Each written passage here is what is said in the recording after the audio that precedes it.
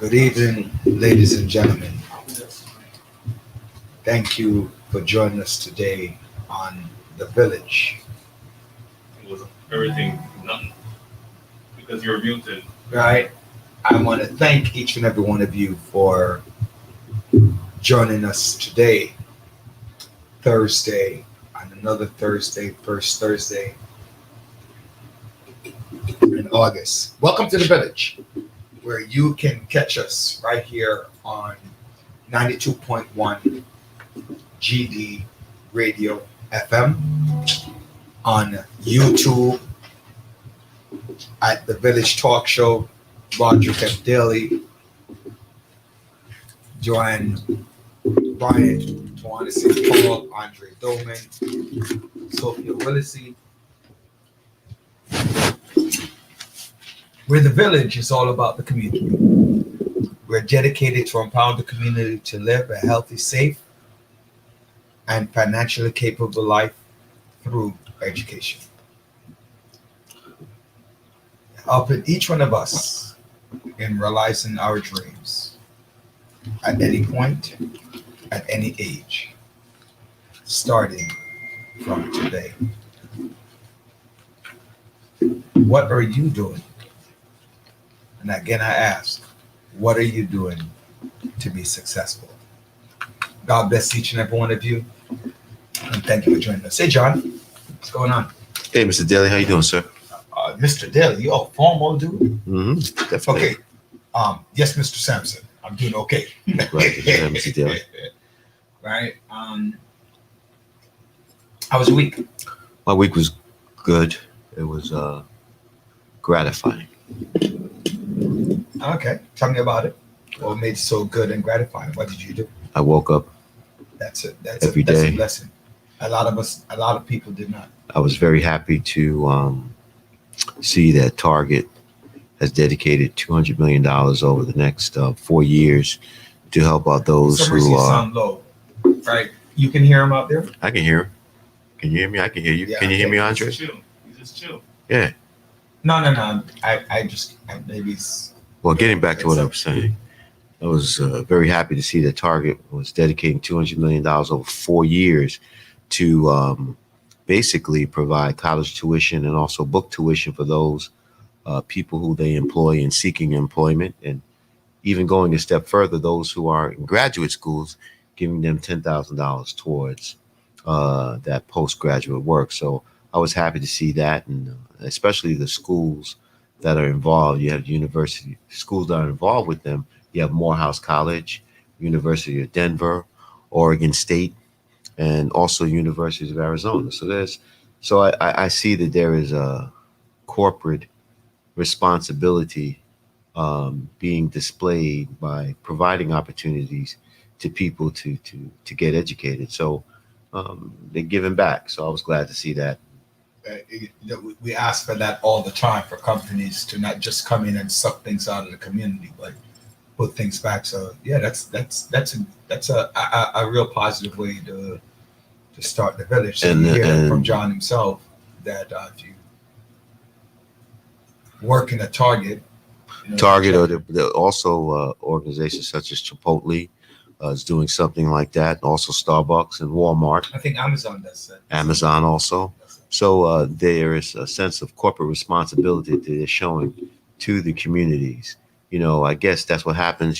Trump gave them all these tax breaks, and obviously this is a great form to give back those tax breaks to, as we always say, trickle down. It's a great way to trickle down some of that money to education of your staff and those in the community. So I give kudos to Target and those corporations who are providing tuition assistance to those the present employees and also the prospective employees. But also what has been, I was ambivalent, is about the push to vaccinate now. There seems to be, because of the Delta variant, which accounts for mostly all the new cases. Yeah, I just saw that something are on the Washington Post that said 90%. 80. It's about 80% so Yeah. far.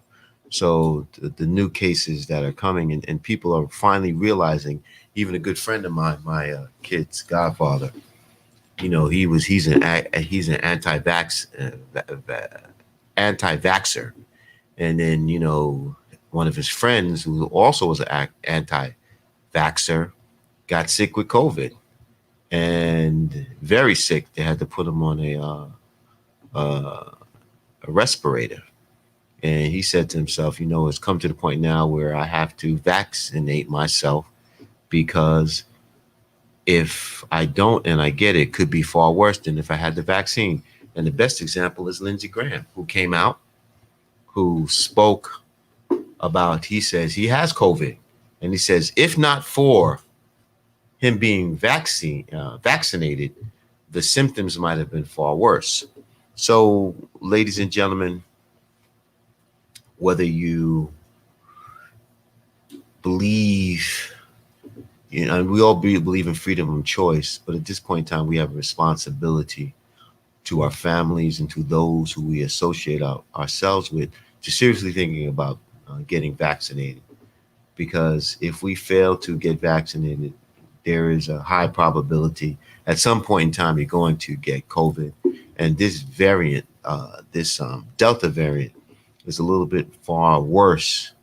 And can you imagine far worse than actual COVID that took over 600,000 lives out? So please. And the sad thing is that the numbers of deaths are vastly increasing over the last period, which over the last few months that the Delta variant has come about. And so yeah, and what's annoying at times is you listen to a lot of these conservatives, and a lot of conservatives talk about the freedom of choice that especially they talk about, they look at Ron DeSantis, the governor of Florida, saying that our parents need to have a choice whether or not that they want to vaccinate themselves or their children. That same argument could be made when we talk about abortion. All the conservatives say you don't have that choice. However, they want to give you a choice when it comes to vaccinating, but when it comes to abortion, they don't want to give a woman her right to choose. So it's just the height of hypocrisy. they didn't want to give you a choice for healthcare. Period. The height of hypocrisy that's going on. Obamacare. And another thing that really has been irking me, this whole thing with Governor Cuomo. Well, let's stay on the vaccine for a little bit, though, because I definitely want to touch on the Governor Cuomo thing. But I'm just going to, the vaccine, what I'm saying is, and the reason I'm touching on that is the hypocrisy that we have. And, the point before we get into this whole Cuomo deal, the point I hear all these conservatives talk about, Chris Cuomo, and why hasn't he said anything about his brother? Why hasn't he that's your brother. That's your family member. My brother's keeper. And irrespective of what position you hold, at the end of the day, blood is thicker than water. So if your brother or your family member's in a situation, I'm not going to go on national television and talk about it. And they all would never, none of them. So to all these commentators out here who have something to say because his brother didn't say nothing, if that was your brother or your sister, you wouldn't say anything about their situation either. So because it's internal. Exactly. So you just step back, and the powers that be are going to work, and eventually Governor Cuomo is going to figure out that he has lost all support, and he's going to make a decision. He's going to make a decision for the benefit of his family, or he's going to make it for the benefit of himself. So I'm erring on the former. And you can take over, Mr. Daly. No. I do want to talk about the Cuomo thing, but I wanted to, I was watching the news this morning. I was watching Fox, and a couple of things that hit me about the vaccine. I saw Shane McDermott, who was the commissioner of police. Yeah. Who was talking about approximately 46% of the force is vaccinated, Mhm. but they're going to kind of make it a mandate for all officers to be vaccinated. So I just thought that was interesting. Mayor de Blasio here in New York City spoke about that you need to start showing your vaccine card for um, inside activities, and it's just therefore stressing it. You mean you mean the mandates taking place in September? If you want to go in a restaurant, Right.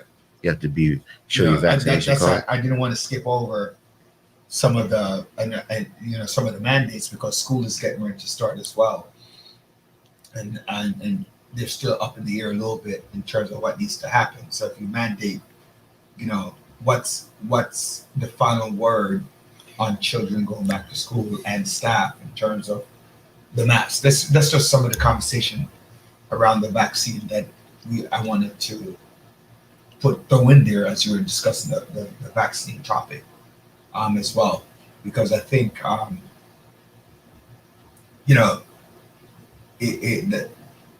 telling somebody, I know that Dr. Bryant and myself and you sometimes we bother her, but it's sometimes it's a tough decision, right? I was talking to a person this week who said, I don't believe in vaccines. And you try to remind people that you're not taking the vaccine just for you, it's taking the vaccine for everybody else, including your family. So you might not care about your own life, but I'm sure you care about the life of your mom, your brother, your sister. So if you're not really having a true justification, you really have to consider what it is that you're doing. I mean, and again, it's your choice, but I think that you have to look more beyond. It's my choice whether or not I want to do it. But it's kind of like seatbelts, right? A lot of people didn't want to wear seatbelts, and now we all do, right? They jump in the car, you put on your seatbelt because it has been proven that seatbelts save lives. And to me, this is a whole bunch of bull. Because why do you buy insurance? Yeah, you were telling us that. Yeah. Why do you buy insurance? I don't need insurance. But why do you buy insurance? You buy insurance because you have to protect yourself against the other person who may not feel the need, who might have the choice not to buy insurance. And therefore may not be in a position, if they create a situation or causes an accident, not be able to compensate you for the damages that have incurred. So this whole thing with vaccination, non-vaccination, unvaccinated, it's all a bunch of hypocrisy that has been created. It has become too political. It's very basic. We have made things so difficult, which is very simple and what is very basic. I was somebody sent me a video, going back to WhatsApp again. When things are happening enough, everybody beware. The WhatsApp, the videos are coming out, right? There was a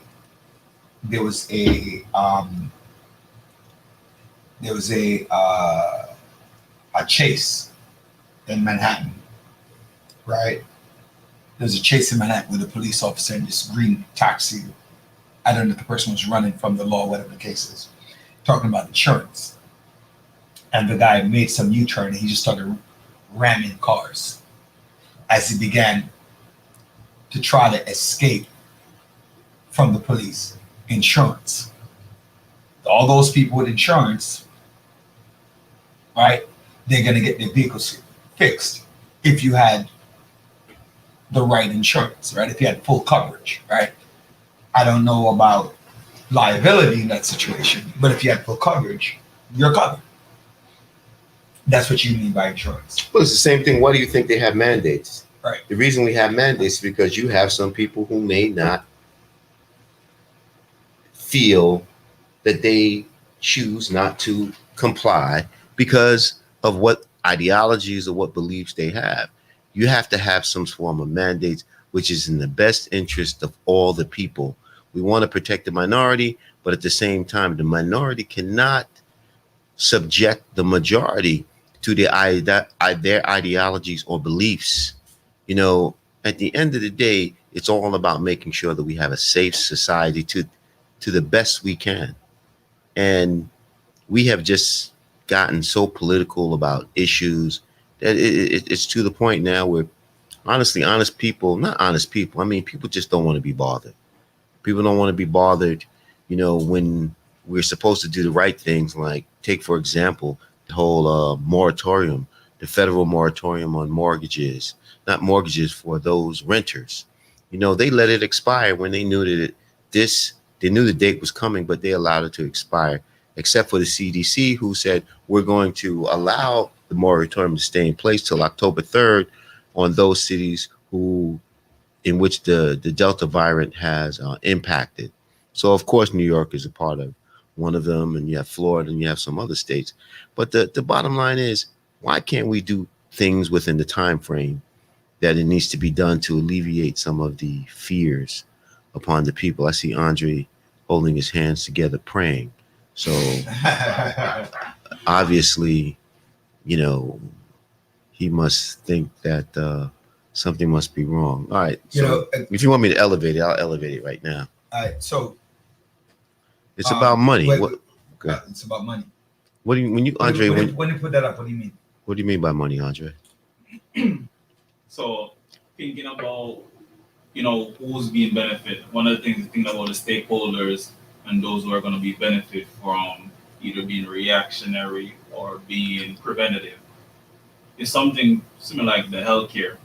And I think about how we talked about having the fast food chains along different neighborhoods or particular neighborhoods, right? So there's that right here where people can just go to. It's right in front of your face, but also you develop health effects, right? So now you end up having to go to the doctor, and then now they have to, give you like meds or pills or whatever it may be. But then when you think about the pharmaceutical companies who are benefiting from that. But the pharmaceutical companies are they are benefiting from it, but the states are not benefiting at all, because a lot of those who don't have insurance rely on Medicaid, Medicare, Medicaid. And at that point in time, it's going to Medicaid, Medicare. At that point in time, it's going to increase the states' contributions within their respective budgets, states' respective budgets regarding Medicaid payment. So it on one hand, you think there's somebody making money, but that money is coming out of us, you know, the people here. That's where the money's coming from. So at the end of the day, it is about money, but who is being impacted by it? We, the people, are being impacted by it. Impeachment. Talk about impeachment and the procedure.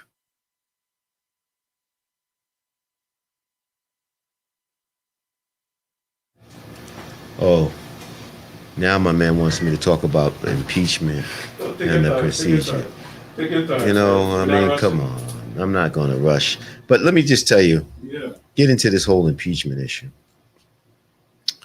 Back in earlier part of this year, there was an issue with respect to Governor Cuomo and allegations of sexual harassment. Not only sexual harassment, the whole nursing home debacle. There was an issue about him using state employees to assist with his book. And the other one was also the structural problems that existed on the Tappan Zee Bridge, which is now named after his father, the Mario Cuomo Bridge. These were issues that arose and were being investigated by the Assembly, judiciary. The biggest issue, one of the biggest issues, and the hot issues, I think the whole nursing home issue where you had all these people dying, is very. To me, it has elevated it to another level, because you have people who actually lost their lives. But it was, you know, we are interested in sex and videotapes and all that. So, you know, the sexual harassment was one of the issues. But before we get into that, we got a question from William. William is saying, you know, a statement. Will Christopher, Will, what's going on, my brother? It's good to hear from you. His statement is, it's crazy some ER rooms in Texas charge for COVID test $110 while CVS gives it free. What do you expect when you have a Governor Abbott? What do you expect? Texas is supposed to be so, opened up, freedom of choice with respect to whether people want to be vaccinated or not wearing masks. Why do you think they're asking you to pay $110 for those COVID tests? Why? Why do you think? It's all about making money. It's all about making money for the state of Texas, which is run by a Republican governor. So I hear your point. But however, New York State is run by a Democratic governor who is dealing with a lot of crap. And so this whole issue about sexual harassment. So the investigation was being done by the assembly. So they said, hold on, we're going to do the investigation, but we're going to slow it up a little bit because the Attorney General, Letitia James, is going to do an investigation. She hired outside counsel firms to look into all these all these allegations by 11 women. Everybody, oh, he needs to resign. He needs to resign. When these allegations came out initially, a lot of people said he should resign. I didn't think he should be resigned because I believe in due process. There's quite a few elected officials in the public saying, you know what, before we pass judgment, let's hear about all the facts. Let's give him his due process, his day. And the governor was saying, yeah, you'll see when the report comes back. You're going to see what happens. So, ladies and gentlemen, the report came back on Tuesday.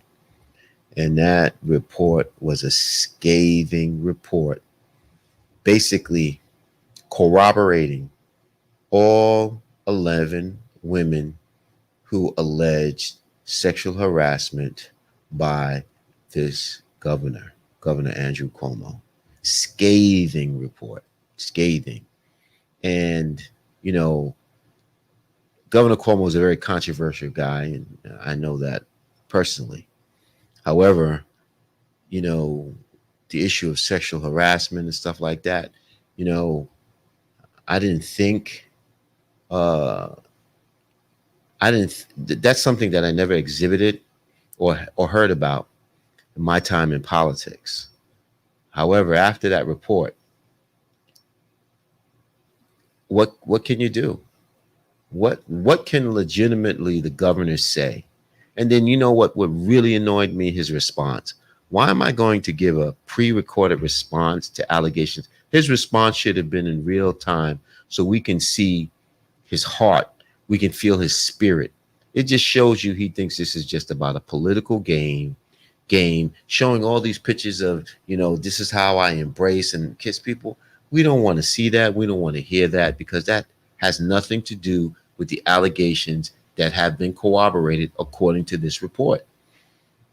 And that's the biggest mistake he made. One of the biggest mistakes he said. In real time, he should have came out and we could have seen his heart, his spirit. Obviously, it just shows you this is a calculated individual who is strategically determining how can he position himself to stay in office or to fight this avalanche of request for his resignation. So to our listeners, what should be done? Should the governor be entitled to finish his term and even think about running for another term? I don't think so. What's going to happen is, and the process is following, the Judiciary Committee and the Assembly is going to finish their investigation, and they notify Cuomo's counsel that they have until next Friday, the 13th, to put in any opposition to. I got to move over now. If they have any opposition to this report that's going to come out. Once the report is done, the articles of impeachment will be executed by the Judiciary Committee. Once that is executed, it will be reported out to the full Assembly floor. At that point in time, once it's put out to the full Assembly floor, they're going to, it's sort of like a indictment, sort of like a grand jury. the assembly, like the grand jurors, and what they're going to have to do is they're going to have to make a determination of whether or not we're going to vote this as a true bill, meaning that are we going to vote affirmatively for these articles of impeachment? Right now, the governor has lost the confidence of the entire Assembly, both Republican and Democrat. So you know that they are in full support of impeaching him. So once those articles are passed, they are then delivered over to the Senate. At that point in time, a trial commences, and the trial will be the jurors are the 63 senators, state senators, and also 7 members of the Court of Appeals. But what is interesting is that the majority leader doesn't have a vote. So in essence, there will be 69 jurors.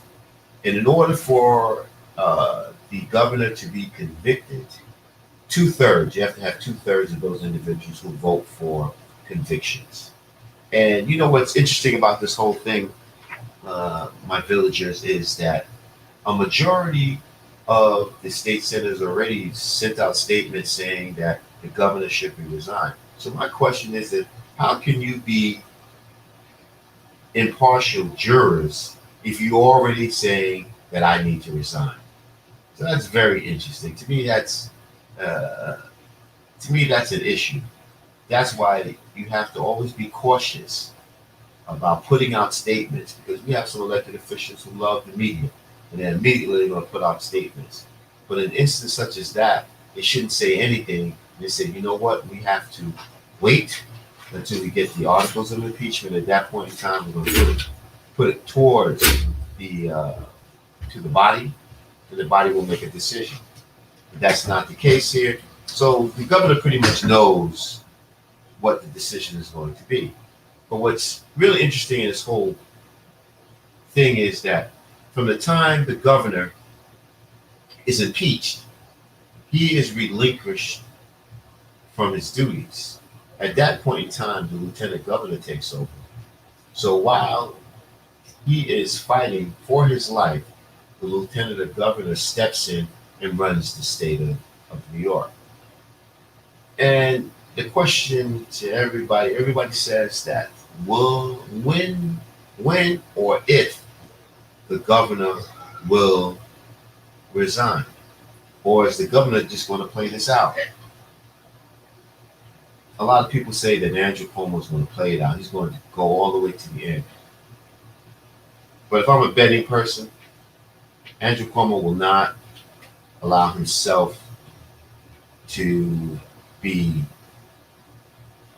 chastised by the legislature. He will not allow that to happen. Before that happens, Andrew Cuomo will step down, because he knows that there's far more things that can come up during this trial. So I think, if I'm a betting person, I think before this gets to the Senate, I believe Andrew Cuomo will resign and just try to keep intact whatever little he has left of his legacy. And you know, our governor has done some reprehensible things to a lot of people during his tenure as governor.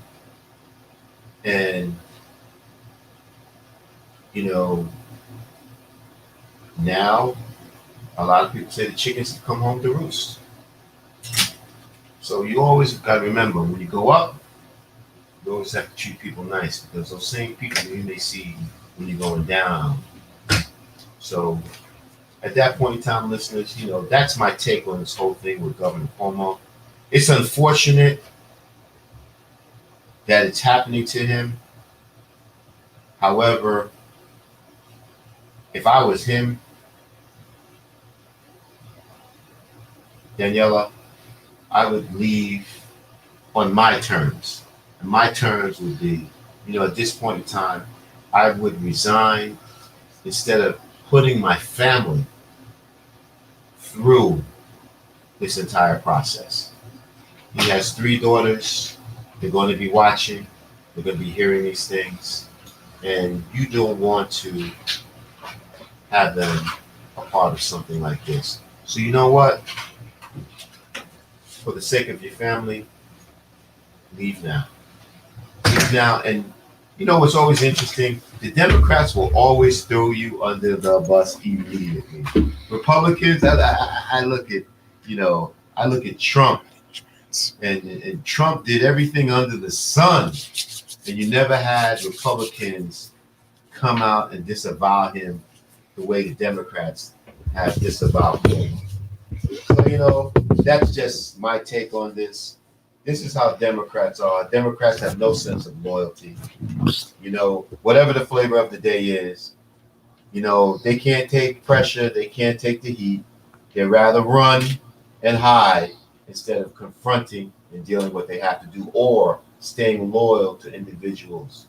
You know what I'm saying? You don't have to stay loyal to them, but at the same time, if you can't say anything good, don't say anything about them at all. Do what needs to be done. At this point in time, the Assembly is going to go ahead with the articles of impeachment. They're going to pass. They're going to go to the Senate, Mr. Daly.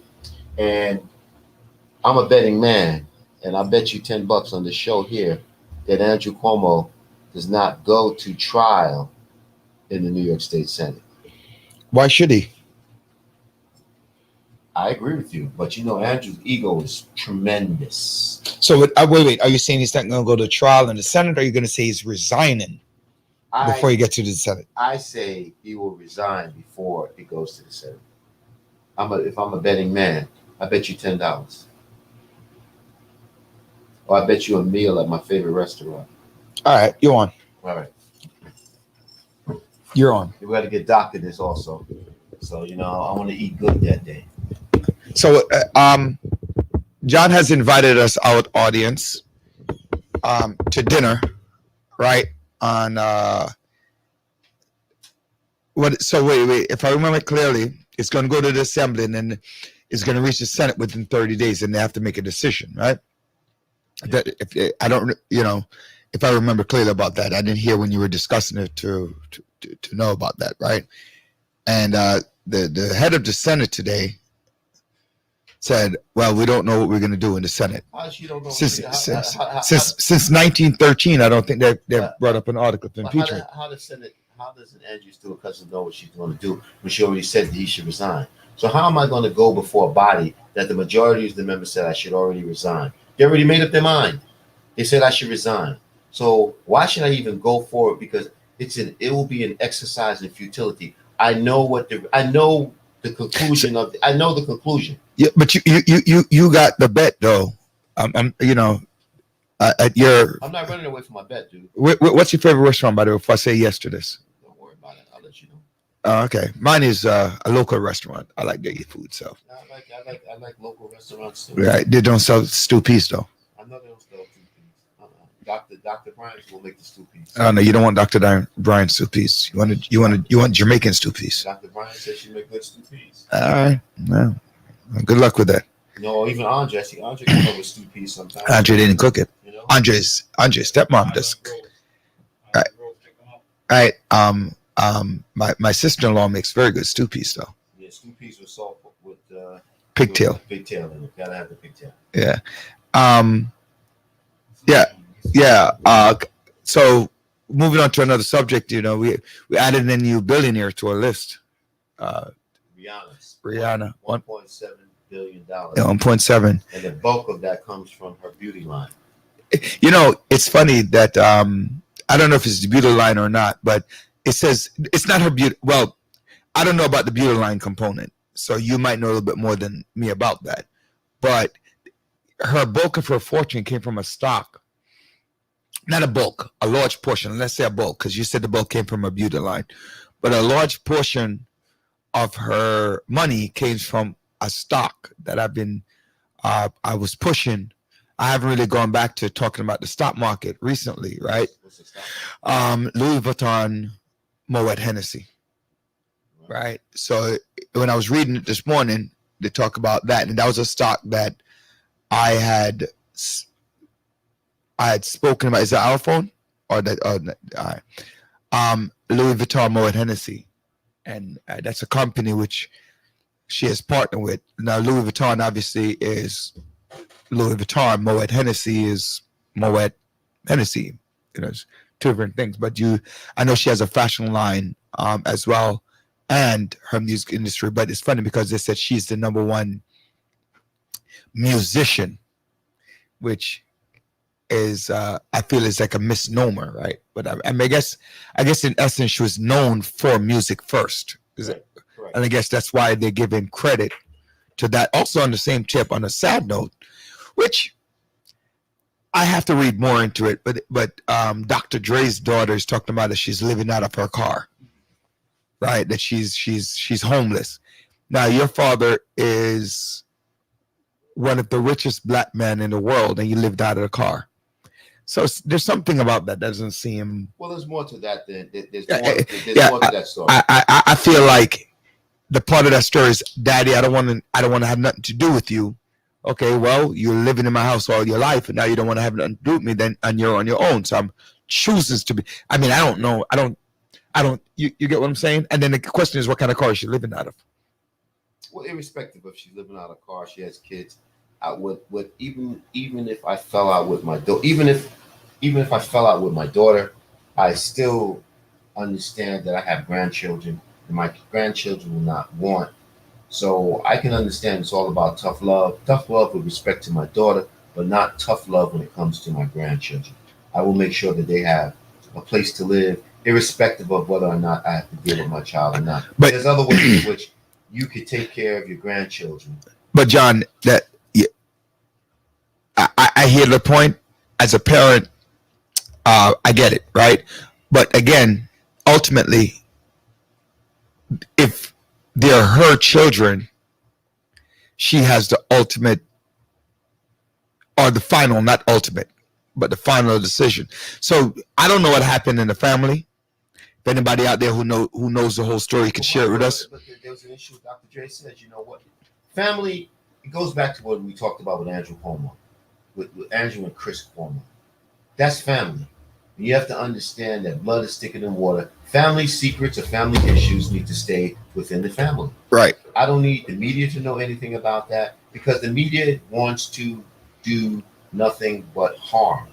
They just want the information so they can be the first ones to put it out there. It's all about ratings. They don't give two craps about your family or the family dynamics.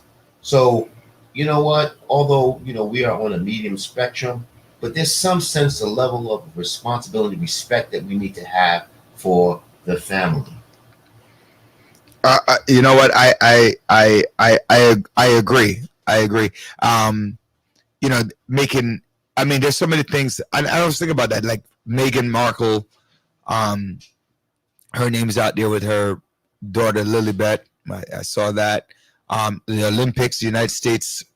Hey, talk about the Olympics, man. The Olympics, just a sidebar on that whole thing with the Olympics. I mean, give a lot of respect to Jamaica. 1, 2, and 3, I think, in 100 meters. Yeah, in the women's 100. And last night they took 1 and 3 in the 110 hurdle. Yeah, so I mean, Jamaica, a lot of respect, and a shout out to go to my Guyanese brother who came in second in one of the preliminaries. Mm-hmm. So the Caribbean countries have been doing. Bahamas won the 400 today. Bahamas, so and there's a black guy from Grenada. I don't know his name right now, but he's on the Grenadian team. He's on the Grenadian country team, but he's doing either the decathlon or I think it's a decathlon, and he's doing very nice. I saw him do the javelin. There's a sister from Africa, via the States, who won a gold medal in wrestling. Yeah. Was it gold medal or silver? No, silver. She won silver. No, she won a gold medal in wrestling, dude. I saw the American black woman, Tamira, going up against a Nigerian black woman at, I think, 43 kilos. I think that's what the weight class was, 43 kilos. Kilos like what? Kilos of coke? Or yeah, kilos of what? They use meters in they use the metric system in Tokyo. Okay. Right. They don't use the meter and feet system that we use here in the United States. So when I say kilo, I mean kilogram, as in weight. Like we use pounds, they use kilograms, smarty pants. I thought you was talking about something else. No. You start talking about that, it's time for me to leave, bro. Yeah, you know. See, And- I don't want nobody come looking for me. Wrestling. Because I wrestled in college and high school as well, so I was very excited. But a black woman, she's from Orlando, Florida. That's where she's from. So she That's took our that. Olympic roundup, United States. How was the basketball team doing? I heard that they lost once in the preliminaries. They did, but they were vying for the gold today against, I believe, Australia? Australia, yes. Okay. The game is probably over now because they're 13 hours ahead. I think 13 Yeah, hours ahead. It's tomorrow there. It's tomorrow. That much I know. It's tomorrow there. It's tomorrow. They're 13 hours ahead. But if it's 13 hours, I don't think they were playing yet. I No, think they played already. they might have played early. No. They played earlier today. Oh, okay. I didn't get a chance to see it. Also, United States is leading in gold. I mean not in gold, but in overall medals. They're ahead of China. If track and field team, Andre's like track and field. Oh yeah, I just saw the 4x1. The men team didn't even make the and they missed it by 0.02 seconds. Wow. Right, to Ghana, I think it was, like an African country, because China took first in that heat. Italy and then another team came in the heat after the first heat. Jamaicans were in the first heat. The black guy from Italy, which I when I saw a black guy running for Italy, I was like, the black guy running for Italy. He must be Sicilian. Must be Sicilian, right? He won the 100 meters. Well, yeah, the fastest man in the world right now. Cool. From Italy? Yeah, from Italy, yeah. Wow. Going into the domino world, my favorite sport. My boy Earl the Phenom, Well, they got dominoes? not in the Olympics, but Oh. right. But we had a huge domino match in Jamaica over the weekend. He came in big. He beat. They gave him a new name, called him Fallington. He beat him 12-9 in a nationally recognized match in Montego Bay. 12-9. He beat him. So we're talking about dominoes now, huh? Yeah, of course. Dominoes is a big thing out there in the Caribbean. Right. So it's not our fault you don't know how to play. Who says I don't know how to play dominoes? Yeah, whatever. Everybody knows how to play dominoes until the competition gets tough. Man, never underestimate. Well, I am underestimating, All right, keep underestimating. right? I mean, there's an expression that says dominoes don't sleep at anybody's yard, but it definitely sleeps at yours. Say no more. It definitely sleeps at yours. Say no more. Right. Matching dominoes doesn't make you able to play. Well, matching, I guess, it makes you play, but doesn't make you very good at playing. Well, you know what? You won't know until you play.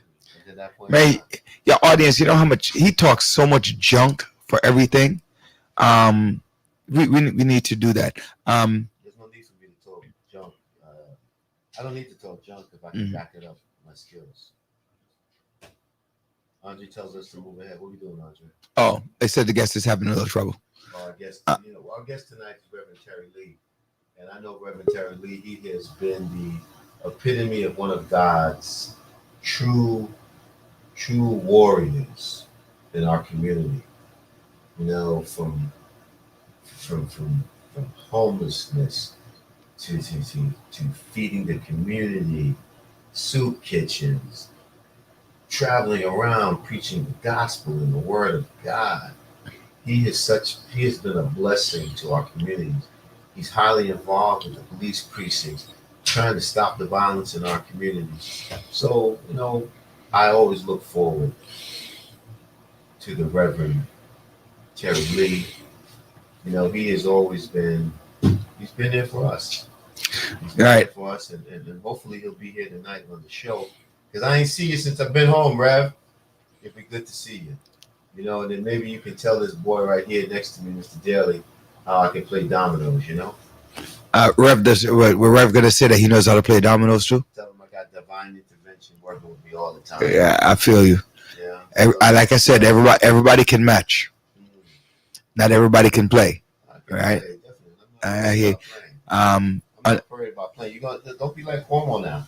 Yeah. Don't be like Cuomo now, man. Talk about when the report comes out, I'm going to be vindicated.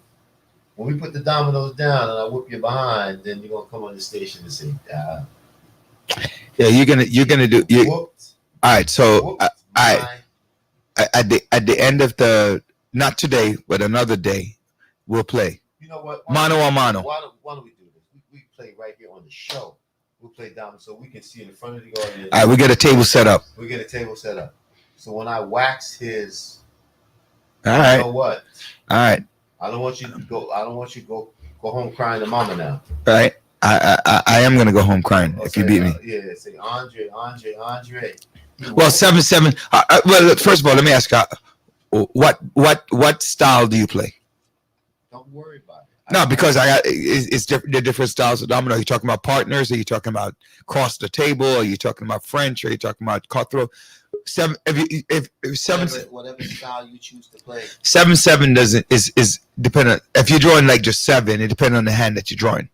So if you get lucky, I get 5 or 6 doubles. You get no doubles, and it's not luck. It's called skill. That's not skill. Well, your skills and you can see that you can see you're Superman. No, I'm not Superman. That's what it sounds like. I'm not Superman. I have the gift of prophecy. There's something on a sad note and a very serious note. My mother-in-law, I just want to offer up a word of prayer for her. She's not doing very well right now, and so I just want to let the family know that we're praying for them. Praying for us and ensuring that God will see fit in this situation. Pray for that the family gets strength through whatever happens, that the family is living through strength. Just to piggyback on top of that, before we go to the Reverend Andre, just to we need to lift up some prayers to your mother-in-law, and we just ask that God's will be done. Yes. And we ask that God's will be done. And on that note, we have the good Reverend. Reverend, come on in, Reverend. God bless you, my brother. Yes, good evening, sir. Good evening, sir. How are you? I'm good. Ain't seen you in a long time, Rev. Yeah, man, a long time, Yeah, man, a long time the thing I go on, man. A long time, Rev. It's always a blessing to see you, man. Yeah, man. True saying. It looks like you're in your own studio today, Rev. Yeah, man. I'm in my studio here. Studio to studio. God bless. God bless. Studio 1 to Studio 2. Yeah, we go. Yeah. And you're Studio 1. We're Studio 2. Don't worry about that. Well, 6 and 3 is 9, 5 and 4 is 9, and 3 trees is a small woodland. And on that note, we've been joined by our fellow co-host, Dr. Brian. Dr. Brian, it's always a pleasure to see you and welcome you on the village. Yes, indeed, sir. Same here. Not you, Rev. Dr. Brian. Dr. Brian. Dr. Brian. Oh, Dr. Bride? Dr. Brian is right here. Dr. Brian, why don't you chime in and say hello, Doctor? How are you, Reverend Terry? How are you? Oh, Good evening, everyone. How are you, doctor? Well, nice to have the doctor, because, we have a lot of patients out here. Yes, the patients, Doc- the doctors in the house. Yeah. We need some assistance. Yeah. Quick question for you, Doc. First of all, Dr. Bryant, how was your day? How was your day going? Awesome. Just awesome. Just awesome. Yes. I'm alive. That's more important than anything. And I have good health. So can't beat that. I got you. That makes sense. Rev, Yes, sir. Yes, sir. John was talking about how you have been an instrument within our community for a number of years. Not Roger. He Yeah. has not been an instrument. Of course. He has been a fixture on the front line of bringing God's word into the souls of individuals in our communities. He's been trying to, ever since I know Reverend Terry, is making sure that people in our communities have that relationship with God. True saying. Rev, you have, I don't know what that says covering your face. His mic. Oh, something covering my face. That's what it is. Okay. All right. Okay. But I use the word instrument. He used the word fixture. My point is saying instrument is because when you think of an instrument, you think of something that brings joy, brings happiness. Wow. When you play the tambourine, you play the drums. That's the piano. It kind of lighten you up, kind of make you feel good about yourself.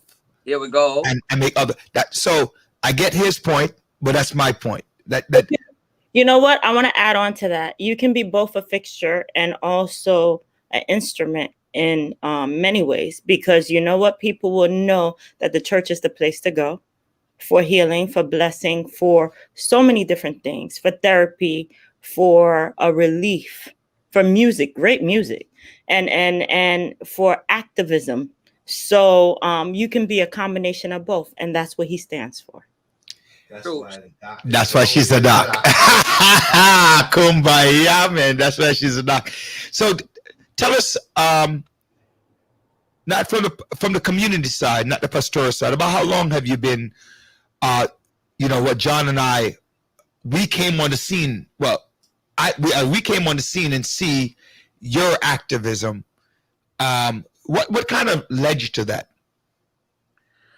Well, first of all, I must give God the honor and the praise, and thank God for my family, my beautiful wife, Dr. Joyce Lee, Amen.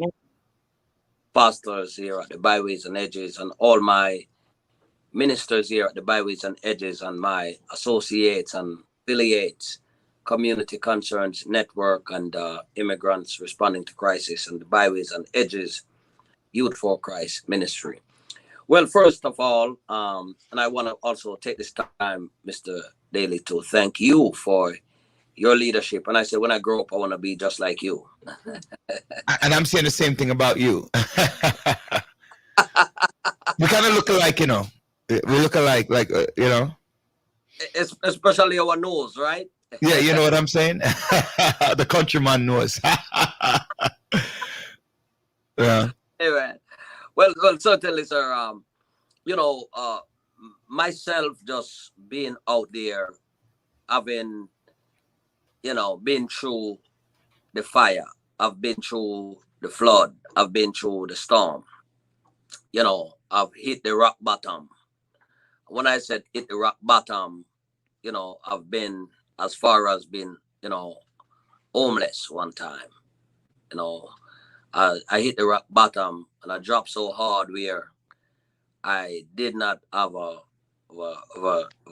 new pair of shoes on my feet, where, and my foot dropped so hard on the ground that a woman gave me a second-hand sneakers to wear.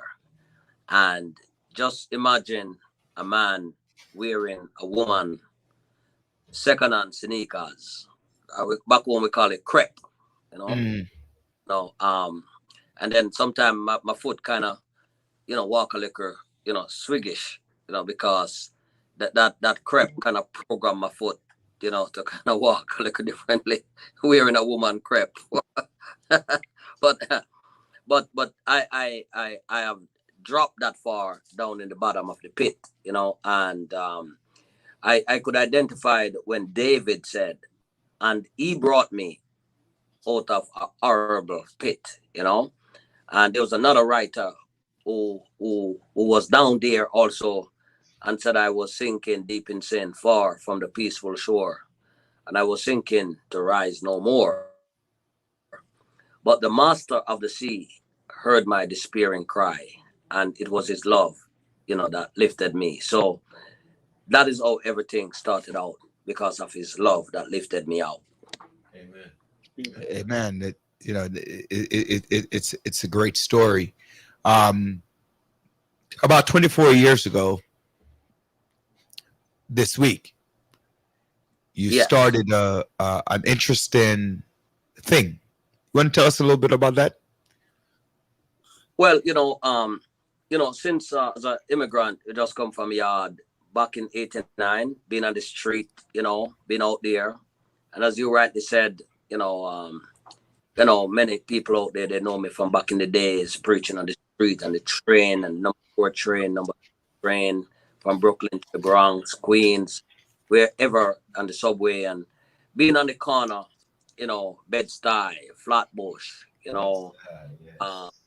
East New York, wherever, Rutland Road, Sutter Avenue, number 3 train stop up there. So back in the days, and back in those days, the street did full up of crack cocaine and crack pipe. When you go down at church, East 18 in the 70 precinct, when they talk about Franklin over there and Eastern Parkway, Nastron and Fulton. So I used to, back then preach a lot on those corners, and because of those things now, I used to get some summonses from the cop because I didn't know nothing about permit and police. And one time, and I said, whoa, we don't have no green card. We can't go against no Babylon, So,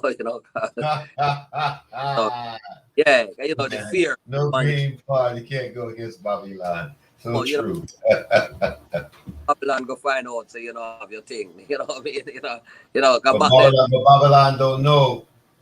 Yeah, back in the days, we never have no green card, no Metro card, no business card. We used to cut and paste back in those days and use token, so, but the fear, used to be upon me where I really want to talk to no police, because I'm scared if they go ask me if I'm a citizen and so on like that. So when the police them give me a summons now and tell me to go to court, we used to never want to go to the court, but I find out that if I don't go, my name is going to be in the system and so on like that. But I keep going, but I still never want to go, to the police station. So, I get a couple of AC summons and so forth like that. Then, after that, I really make up in my mind that I'm going to go into the police and to talk to them and see what can I do to avoid them giving me the summons.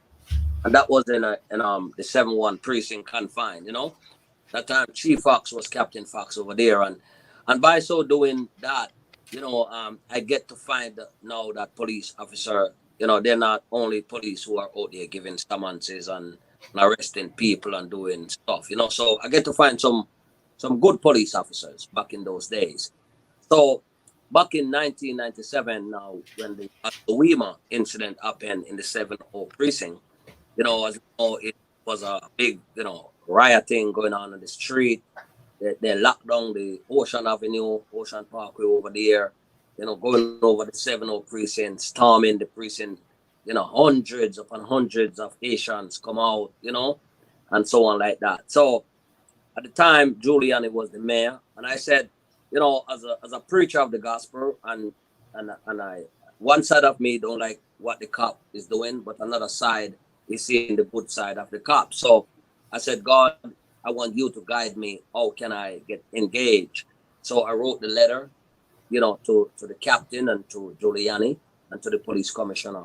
And I tell them I want to do a unity day to unite the police and the community so we can, bring some peace, And that's how it was started in 1997. And I do it 98, and I do it 99, 2000, 2001. You know, and when I do it 2001, even during the 9/11 process and period there, I was still doing it, you know. I get to find over the years where police still shoot people, and then on the other side of the fence, people shoot police. And I find that police, is not all police bad, but is the bad people who become police. So right there, you could have a ragamuffin out there or a gangster guy, and he just gets a chance to join the police force. So he's still going there with the gangster mentality, same way, you know what I mean? With the shutter mentality, same way, back in those days, and the man just kick your foot and say, yo, come over the corner, bow, bow, bow. Like even back home, man, police work back home, man, in Jamaica, you know what I mean? You can't disrespect a police in Jamaica back in them days, They just cuff you in your head, cuff, bow, slap you, bow, throw you into the back of the car and lock you up. But anyway, so the Unity Walk, we have been doing it from 97 until now, and this year mark us 24 years doing that. And what I've seen over the years, that since we started the Unity Walk, there's a lot of improvement when it comes to the police and the community. Big way, big time. Would you say that thank you for sharing that with us. The Unity Walk, you walk together with the police, you work together with the police. Do you find that these walk to be effective, and what change have it made in regards to the community overall? One we have seen, because of these. Remember back in those days, the police, they used to talk about the blue wall, where the police department, they have a blue wall. And who could go behind that blue wall, that blue curtain? So we have, push to enforce.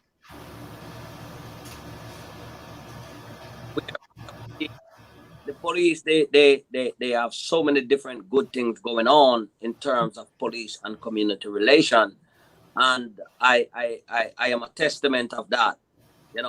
Where I have literally seen some of those changes that take place, alongside with negativity things that happen where, police, people protest against the police, to help to kind of bring some of these things in place, yes, because of the fault of a few bad cops, that they do. But on the other side of the fence, you still see where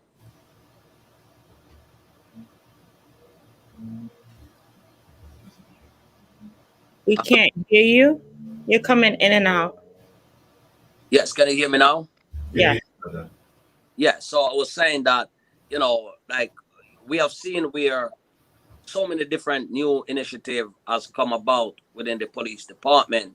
And I can assure you, even letters and commendation that I get from the police department, had spoken volume, just by me getting those letters from the police captains in these precincts and even the commissioner of police, I can assure you that it works. It works. What initiative? Can you give us an example of an initiative? Because you said there's many initiatives that come out. What is an example of one of the initiatives that come out? Because you're walking with the police. Like I'm one who, okay, I hear of the Unity Walk. A lot of people walk, a lot of people protest, but what else come out of it? What initiative? That's what I want to find out more about. Well, we have seen where the police, they have program like the NCO program. We have seen where police, they have the civilians observation patrol, like they have in the Crown Heights, in the 71st precinct confined. We have seen where, where even we as clergy, where we can come. What about the God Squad? Right, with the God Squad, God Squad that has been, being, out there also implemented over the years, working out there in the community. We have seen where these kind of, partnership has been, implemented over the years. Because back in the days, in the beginning of my days there was nothing like this was ever happening. Nothing like. Dr. Bryant and Reverend Lee, one of the things I observe is that because of the relationship that you're building, and people like you are building with the community, we see that when there a lot of times there are community events or community happenings.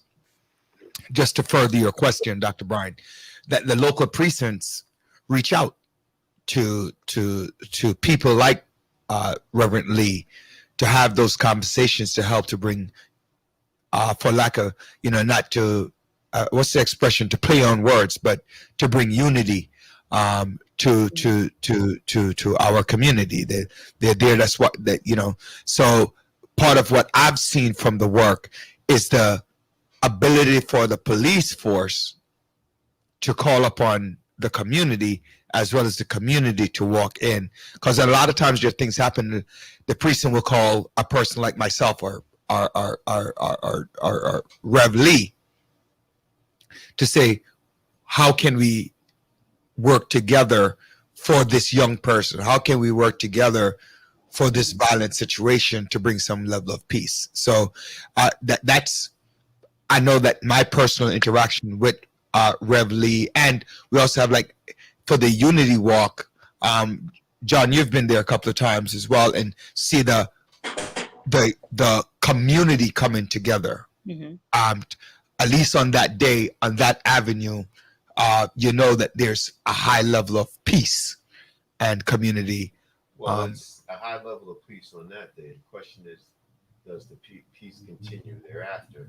And when Rev, when you talk about where you have the gangsters and getting involved with the police department, I think, yeah, they do get involved, but at that point in time, some of those individuals have changed their lives and understand in order for them to change the system, they have to operate from within. And that's when we talk about those being involved with the we had the cadet program at some of these precincts, which had the young cadets. So there's been a lot of reaching out that the police department has done to effectuate a better relationship. And one of the best things that they have done is reaching out to reverends such as yourself and those clergy in the God Squad, so we can bring that sense of the religious community, the police department, and the community all together, so we can have some form of healing, stop the level of violence. So, Rev, how do you feel when you hear these people talk about defunding the police? What comes to your mind? How do you feel when you hear such rhetoric like that? Well, my thing, the police, as always, police. Sometimes it is hard to live with them. Sometimes, but harder to live without them. Sometimes you can live with them sometimes, and you cannot live without them. That is true. Defunding the police, I mean, it's like you're saying that you literally don't need the police. Mm-hmm. Because, when a police out there, and if they don't have the funding to do what they have to do, then that means, you're taking back some of the resources that they have to do their job. That, first of all, was allocated by the government. Because remember, the government is the one who gave those funding to maintain the police department and the law enforcement. So if you take back, whatever from them, then you know that right there and then, you see, what is eventually going to happen, the police, they may not be able to fully effectively do the job that they were doing with the funding because it's cutting back, So, but then, like, I personally would not, say that we should defund the police. What I personally would say that some of the police, they need to get a raise and not just a praise. Personally. Yeah. Need to get a raise, not a praise. You can get both, Doc. You can Doc. And Rev, you can get both, you know. Yeah, yeah. You know, because you see, the truth is, man, you know, when it comes to the shotter out there and the ragamuffin, you know, you have some shotter and some ragamuffin out there, you know, and if them tell you run and you can fly, fly. You understand? And it's not just in New York or America. Anywhere you go, you know, you have people out there, them cool. You know what I mean? People out there, them not play. You understand? And I used to be one of them guy out there back in the days. But in my days growing up, we never used to have a gun and thing like that. We used to use a knife, you know? You understand? But So you're people, You're a knife man. You're not shut up. yeah, and we used to, cause you know, I would come on and tell you, yo, we used to be He's a a butcher. yeah. Tell you say, like back in the country back home, man cut you in your face, you know, like get a telephone cut from your ears to your mouth. You remember them days? Yes, Pull out yes. knife, you know, get a telephone cut. But you have since changed ever since, which thank God for that. I said you have changed ever since. Thank God for that. yeah, thank God for that, man. You know, because one of the things still, you know, you see, why we really need the police out there, you know. There's a lot of evil out there, and the evil is a spirit. And the police right now, they're not trained to deal with spirit. They are trained to lock people up and put them in the jail. And the thing is this too, where there's another fight is going on, we don't hear about it much, right? You see, if the police don't arrest anybody and bring them in the jail, then the judge don't have anybody to try on the bench. That's another problem. So the judge them a ball behind the scene there, cause them not get no work. Right.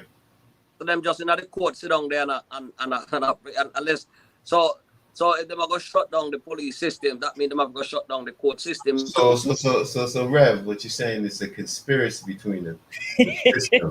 What you're saying, Rev? It's the system. Yeah, it's a system. It's called the justice system.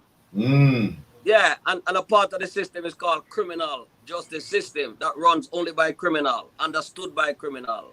You know, Criminals are the commodities. The criminals are the commodities. They run that ship, boy. They run that machine, that factory. Yeah, that factory keep going, keep building and building and building. And that's why they tell us whatever you do wrong, you're innocent until what? Proven guilty. Yeah. So that however, we are, it's reversed for us. We are guilty until proven innocent. You see, that's the thing. You know, that's the other avenue. That's the other lane. You know what I mean? But beside that though, what we have seen happen personally with the police and the community, I have from 97 when we called for the unity, we have 13 people come up. 13. Amen. And back in those days, man, you know, people feel that you're snitching. People feel like, oh, is this guy on the police side? Is he taking up for police? So I said, no, I'm a preacher of the gospel. And you can't tell me to hate anybody. You know, you can't tell me that I must go out there and make war when God said I must go and make peace. Amen. You know? So in order for us to reduce the violence in anywhere you go in the world, you have to increase the peace. That's So true. if you're not increasing the peace, you cannot reduce the violence. Because Solomon said, a time for peace and there's a time for war. So right now, the war is on. And you cannot increase the peace without the Prince of Peace. Understand? And the Prince of Peace is Jesus Christ. And that is why... I like that. I like that segue. Yes, You hear that? You hear that, Doctor? I hear it. You hear that? The Prince of Peace. Yep. The Prince of Peace that bring love. But the Prince of Peace, the Prince of Peace the Prince of comes Peace. through soldiers such as yourself who are on the front line, Yeah. basically espousing the gospel and trying to turn lives.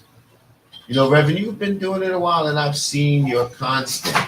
You know, you're not true to, you're not new to this. You're true to this because you've been on the front line. True saying. No, it's like when you go to this crime scene, right?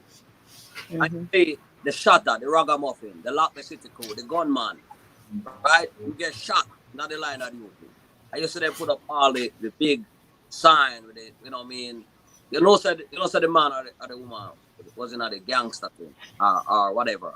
Or the man, so the man died because or maybe kill somebody and somebody kill him or whatever, right? All right, so there's a war. There's a war in the ghetto, right? Now, when you go at this crime scene, you still see them put up a big sign, RIP. What does that mean? You know what it means? You know, Rev, hold on, Rev. You know what it means? We got it from Delroy Wright, from Delroy's Cafe. You know Delroy Wright. Delroy says, come on, Reverend Terry, create a balance. The police have the onus, hold on, have the onus to act above the fray. You got to point that out along with the raise and the praise you suggested. You hear that, Doc? Delroy, you need to come on this show. And, you know, there definitely has to be a balance created, but at the same time, people in our community need to be a part of that balance. And we need to recognize the realistic situations that exist is that it is constant. There is constant black on black. That's true. That is true. Community. Constant. That is Yeah, true. that's what is happening now. That's what I was saying. When you go to this sign, to this crime scene, and you see the sign RIP, right? Now that means rest in peace, right? But now, in order for you to RIP, you must LIP. LIP. Yeah. What's that? LIP. Live in peace. Live in peace. Ah, you hear that, Delroy? Live in peace. Live in peace. LIP, Delroy. We got to live in peace, but how can we live in peace when we're demonizing the police and also demonizing our people in our community? That's why in order to LIP, you have to have the Prince of Peace. You understand what I'm saying? You have to have the Prince of Peace. And the Prince of Peace will teach us and help us. As Mr. Dennis says, he says, let's be the change in the community that you want to see. And that means we need to take responsibility. We need to take responsibility. We need to work with the police department and those individuals who are creating havoc in our communities. We can no longer protect them.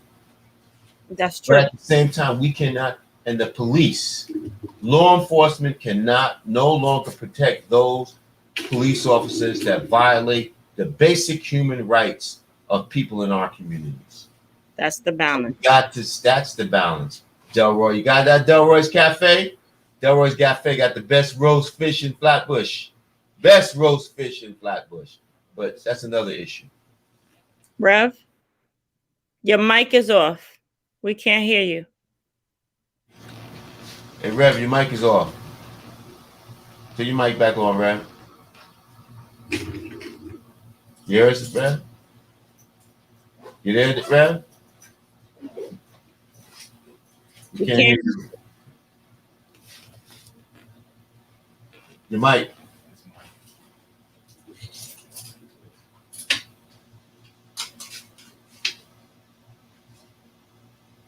I can't hear you. Can't hear you, Rev. So, John, would you say that the Rev, his organization and the march that he actually started and the walk that he started is one of the stumbling blocks or one of the fundamental blocks with some of our community organizations? So he was more like the launcher of that. Would you say that? When you make blocks, what do you mean by blocks? Like community organizations that now are going around who are working with the police department, who are protesting, who are working with different organizations and trying to stop the violence around. Hold on, Doc. Hey, Rev, can you hear us? Can you nod? Can you hear us, Rev? Rev, can you hear us? You can hear. Rev, can you hear us? Nod if you can. Shake your head. Give us 2 thumbs up. I guess, yeah, Rev, you can hear us. Yeah. But we can't hear you. There's something with your mic, Rev. You know what, Rev? Cut it off and then come back in. Cut off, right? Leave and then come back in. Try it again, Rev. Can you hear us now, Rev? We can't hear you, Rev. Log off and log back in. Okay, back to my question. What was your question again? You Doc? say that his organization, what he started going and preaching and all that was like one of the stomping blocks, one of the fundamental pushers for now, for now the new organizations that's going around helping. No. He was one of them. Definitely, he was one of them. Hello. But he had definitely. Can you You're hear me? back. You're All right. All right, Rev. Yeah. Yes. As your question, you know, as you said, like, yeah, a lot of the new organization that is out now. Mm-hmm. Yeah, man. A lot of them, they see what the Rev is out there doing, and a lot of them have, you know, kind of copy a couple of the things from what we do, and some of them, you know, capitalize on some of these, you know, things out there. And you know, the truth of the matter is, what I've seen a lot of the people out there who are involved in some of these things. Mm-hmm. One, they are building their political resume, and some of them are really, you know, building on their financial, you know, capital. And then you have a set of people who are out there that are sincere, and they're out of the abundance of their heart because they are concerned. And that is why some people only just can wait until when they hear somebody get shot, then they respond. Mm-hmm.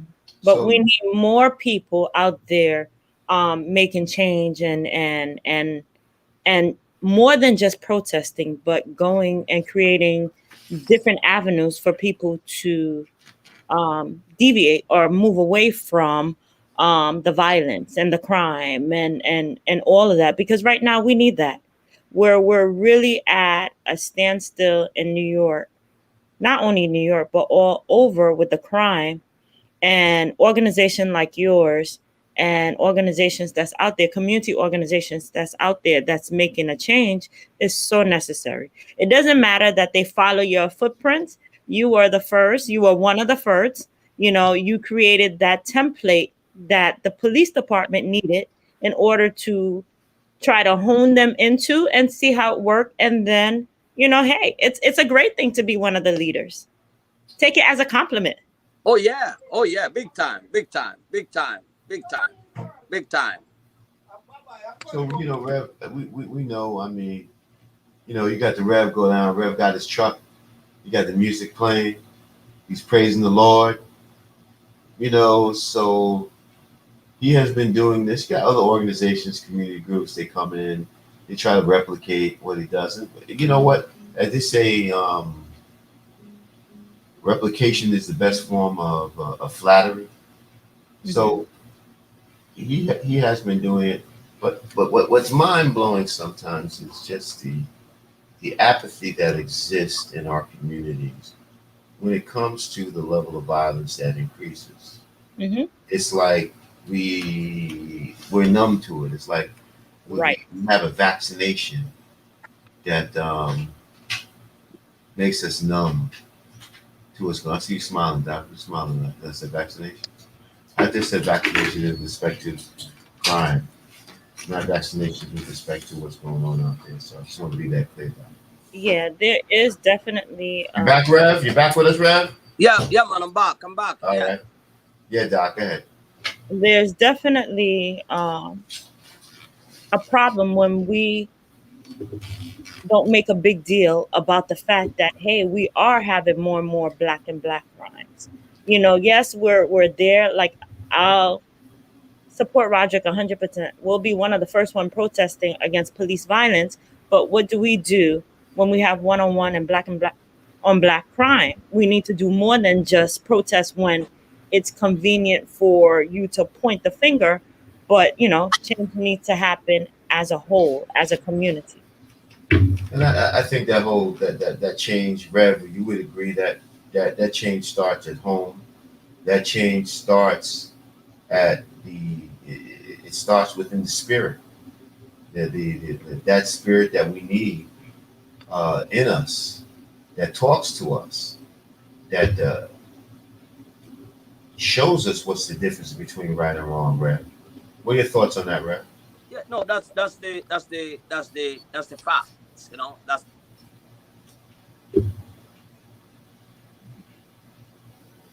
He gone again. Here we go. yeah. Oh man, I'm doing, you know, the phones, man. Sorry about that. This phone is like 911. They went off like, you know. Yeah, You're a busy man, Rev. you know what I'm saying. So You got the police calling you. You got God calling you. Ah, come on. just Can't hear you. yeah, the Rev is on call, man. Rev is on call. Yeah, Just the like Rev the is on call. doctor. You and the doctor, the Rev and the doctor always on call. The Rev and the doctor is on call. You know. As they say, call me up. Anyway, don't pay no mind to John. Can you tell us what you're doing this weekend? Tell us what's happening. Well, Bring us up to speed. but this weekend is the big unity day. You know. Okay. You know, we're saying again, in order for us to reduce the violence, we must increase the peace. And the peace, it begins within us. You know, let the peace begin with me. Peace be with us. Yeah. And in order for the peace to begin with us, it have to be because you know, your mother is peaceful, but your daddy is not peaceful. You know, your sister is peaceful, but your brother is not. Now, the sister and the brother cannot walk together because their spirit is not agreeing. So two guys out there shooting at each other. Why? Because their spirit is not in agreement. Mm-hmm. So, you know, and it's a spiritual thing. So in order for us to really reduce the violence and bring our people together, we have to come together in the spirit of unity. So that's what is coming up this weekend. We are inviting people to come out, and also as immigrants in America. You know, immigrant. 9/11, I was at Ground Zero funding. You know, and there's so many crises that we respond to as immigrants here in America, in our community. In the COVID-19, many of us, our churches, have never closed the door. I know for my church and ministry. I guess you're not talking about Joel Osteen when he closed the church. But go ahead, Rev. Right? Yeah. Really?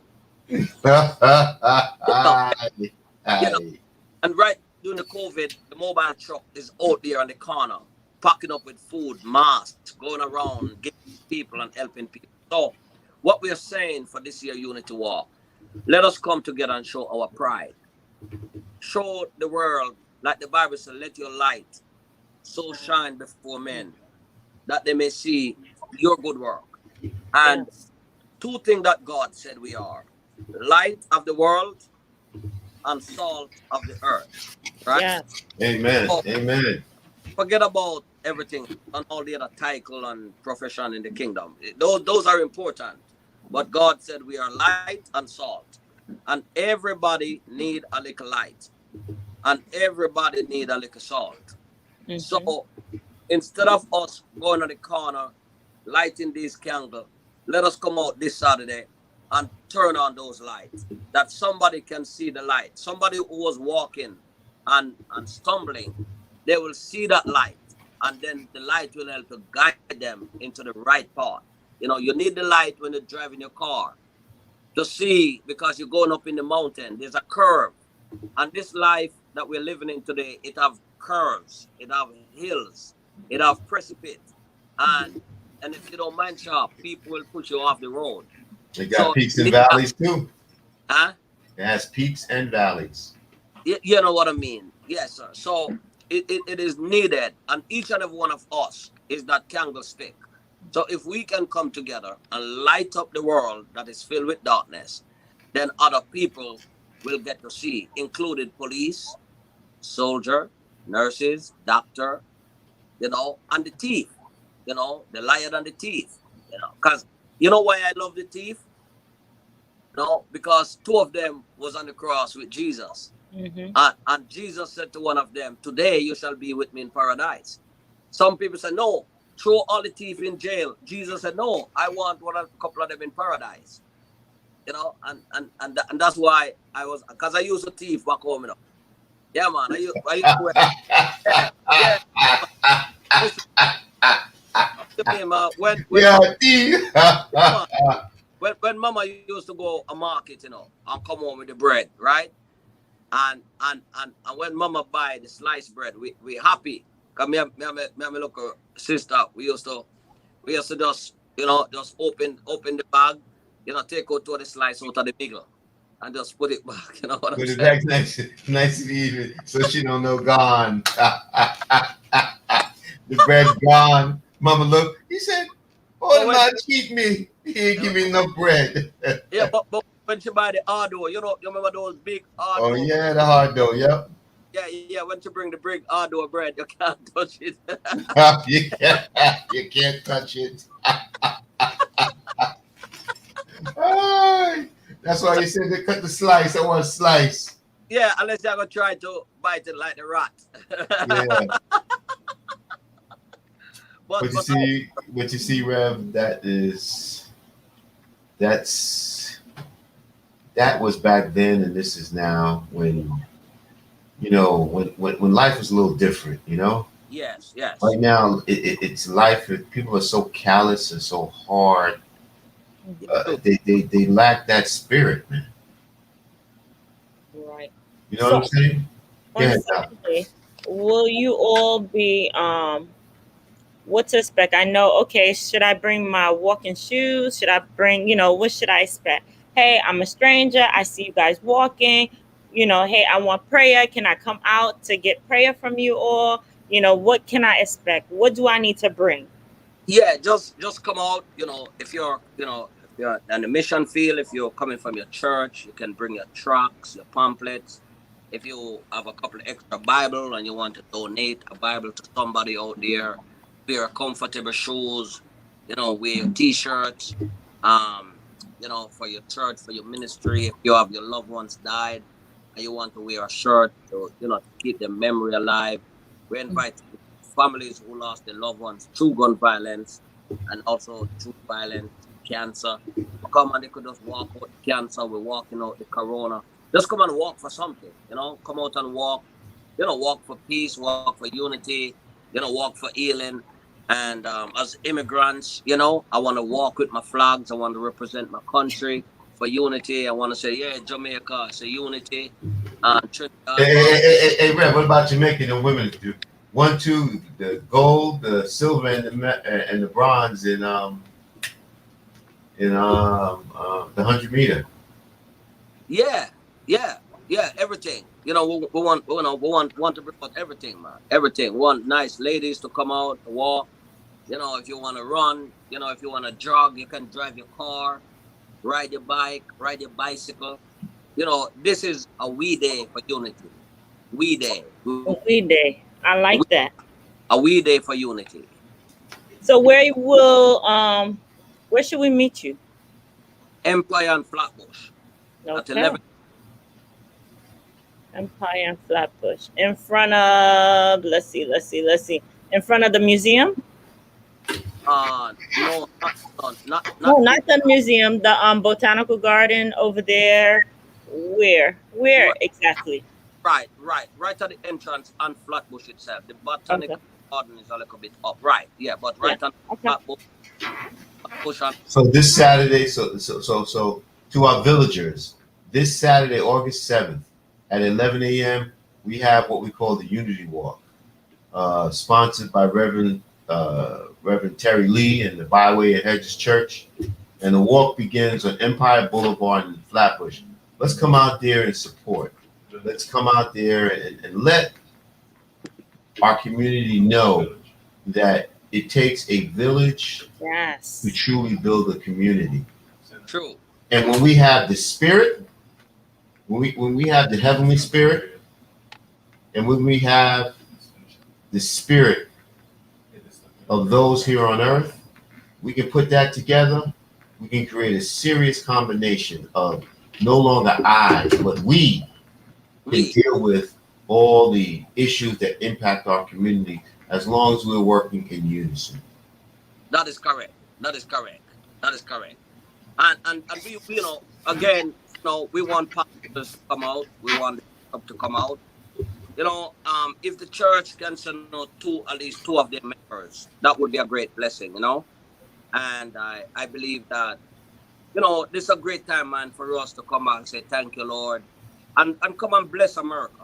Come and bless America. We also invite the Asian, because we know the Asian people, they are going through, a lot of grieving right now, where the president just passed away a couple weeks ago.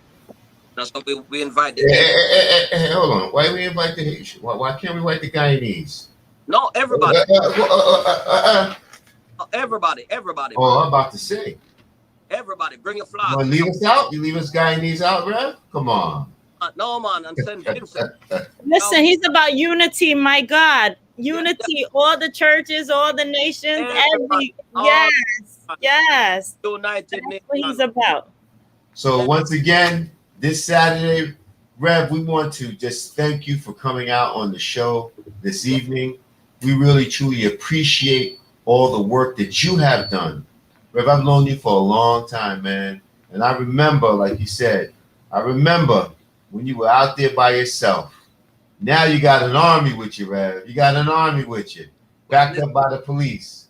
But you never needed the police because you got the best security in the world. And that is our Father, our Lord Jesus Christ. Amen. That's all we need to be blanketed with his blood and the blood of the Savior. That's all we need. True. So I want to just thank you personally for all you have done and all the prayers you have done for me. Thank you for your support, man. And Doc, you wanna send us out, Doc? And thank you for being a light in our community. We appreciate you. Thank you, Doc. Thank you very much. Rev, we'll see you Saturday, 11 a.m., Unity Walk, Flatbush and Empire. Yes, and we walk. All communities come out and support. Villagers come out and support. Pastors, send 1 or 2 people from your congregation. Let's get out there and let's support. And wear your mask. Let's show, and that's right. Wear your mask. Wear your mask, yes, and carry your hand sanitizer. Hey, Your mask and your hand sanitizer. there you go. We are closing down Utica and church for the whole day. The Bobby's block. Yeah, and let me tell you something. When you can close down Utica and church, it ain't nobody can do that but Reverend Terry Lee. Yeah. We want to take it up to another level and make it a we day. A weed day. God bless you, Rev. We'll see you soon. Saturday, 11 a.m. Thank you, Rev. Looking forward. Thank you. God bless. He didn't say weed, but he said we day, okay? We day. Did I say anything about weed? And you said, you see, I've been very calm, Doc. You see? So I'm coming off on you, Doc. Put the weed in the coconut. Yeah.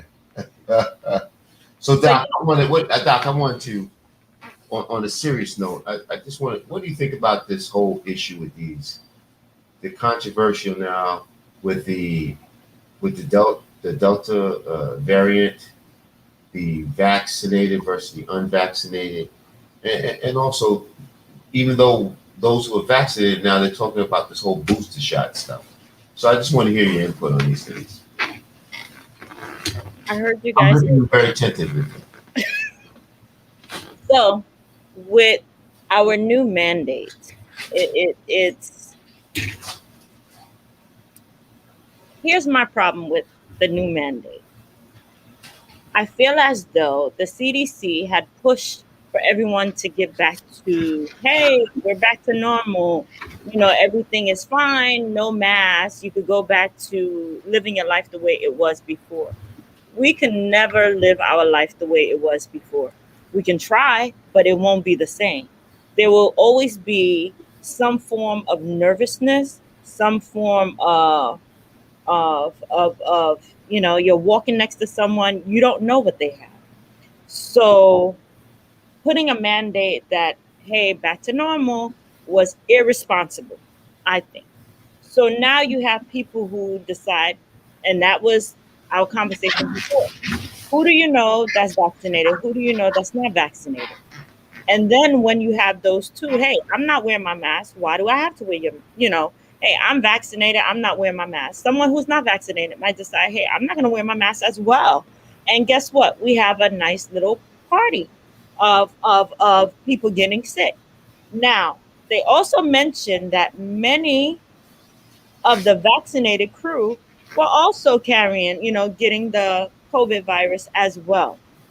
Yes, they might not have been as sick as those who were not vaccinated, but guess what? It's being spread no matter what. Vaccinated, unvaccinated, it's being spread. I understand they do not want to shut down the city. They do not want to shut down the state.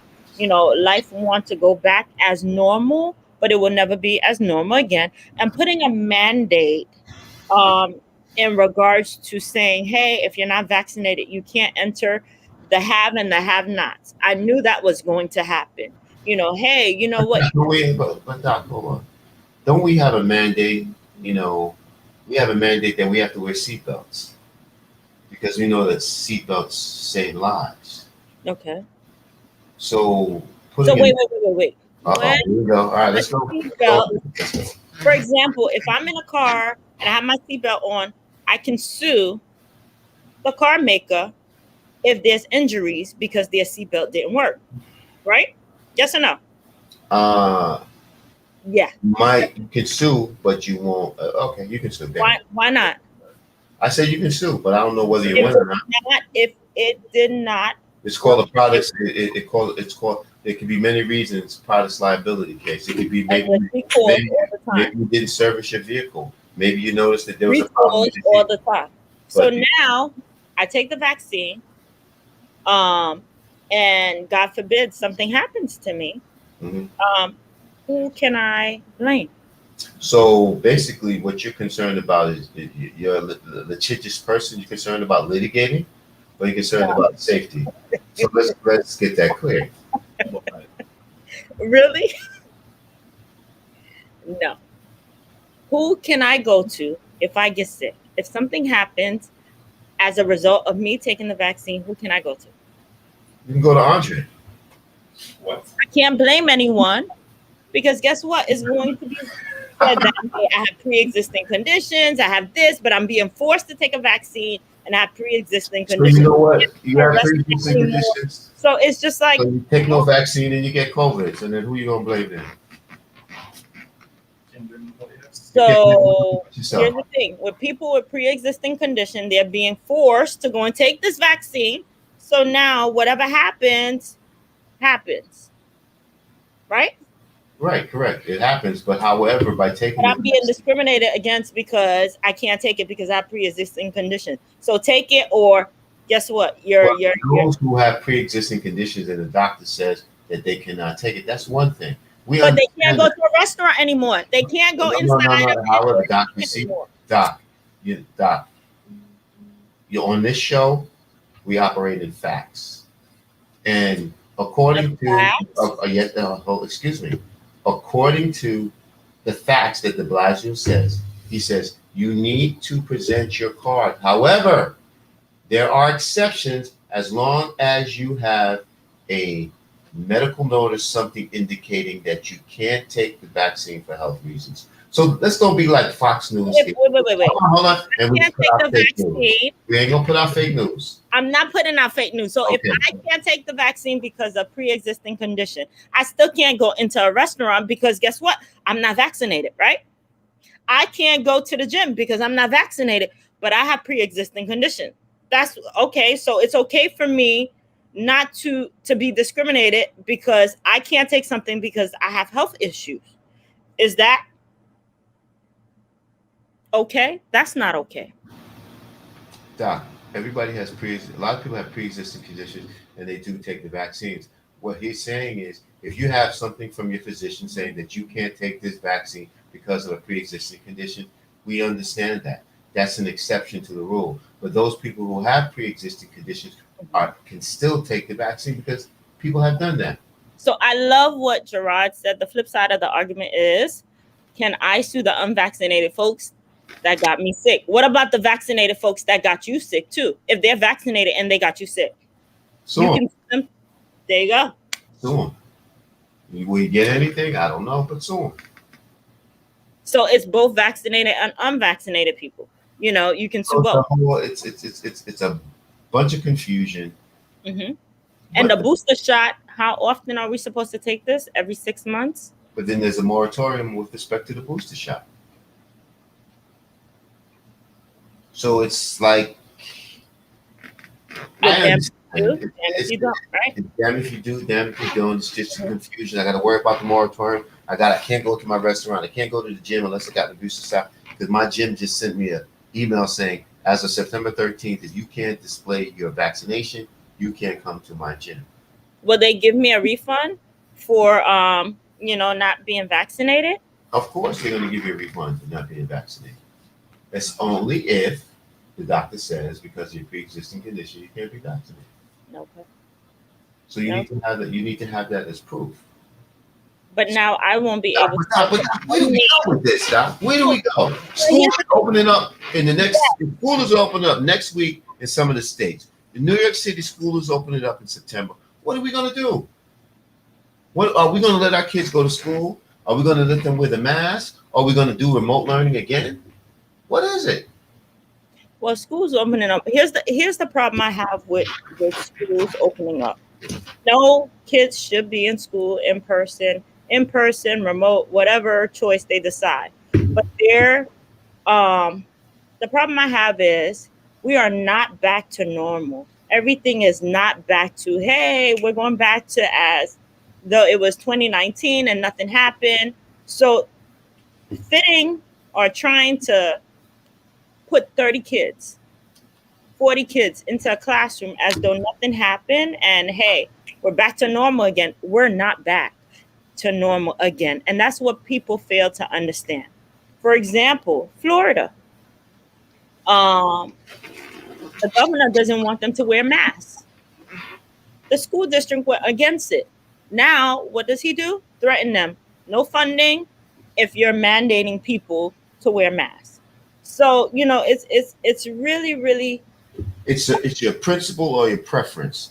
There's a principle issue that you should be wearing masks. I am going to tell my people to wear masks. Thank you so much. To risk losing my funding because I believe fundamentally that we deserve to be protected. Exactly. So, and the governor of Florida is nothing but a purely political issue for him. He don't give a damn about the participants in this. He don't give a damn about the people in the Floridians. It's all about politics for him, and this is the height of hypocrisy. As we were talking earlier, you hear these conservatives talk about freedom of choice with respect to vaccines, but when it comes to freedom of choice as to whether a woman should have the right to choose to have an abortion, no. There's no right to choose at that point in time.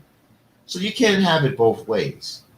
You have to give them, if that's the choice you want to give, fine, let's give them the choice. But be mindful, there are other people that can be impacted by your choice. Right.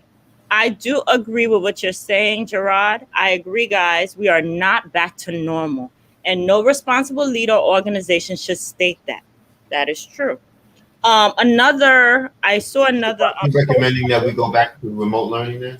No, here's the thing. The kids who succeeded, there was another comment, Andre, that someone had put up in regards to stating that even the vaccinated individuals are getting sick.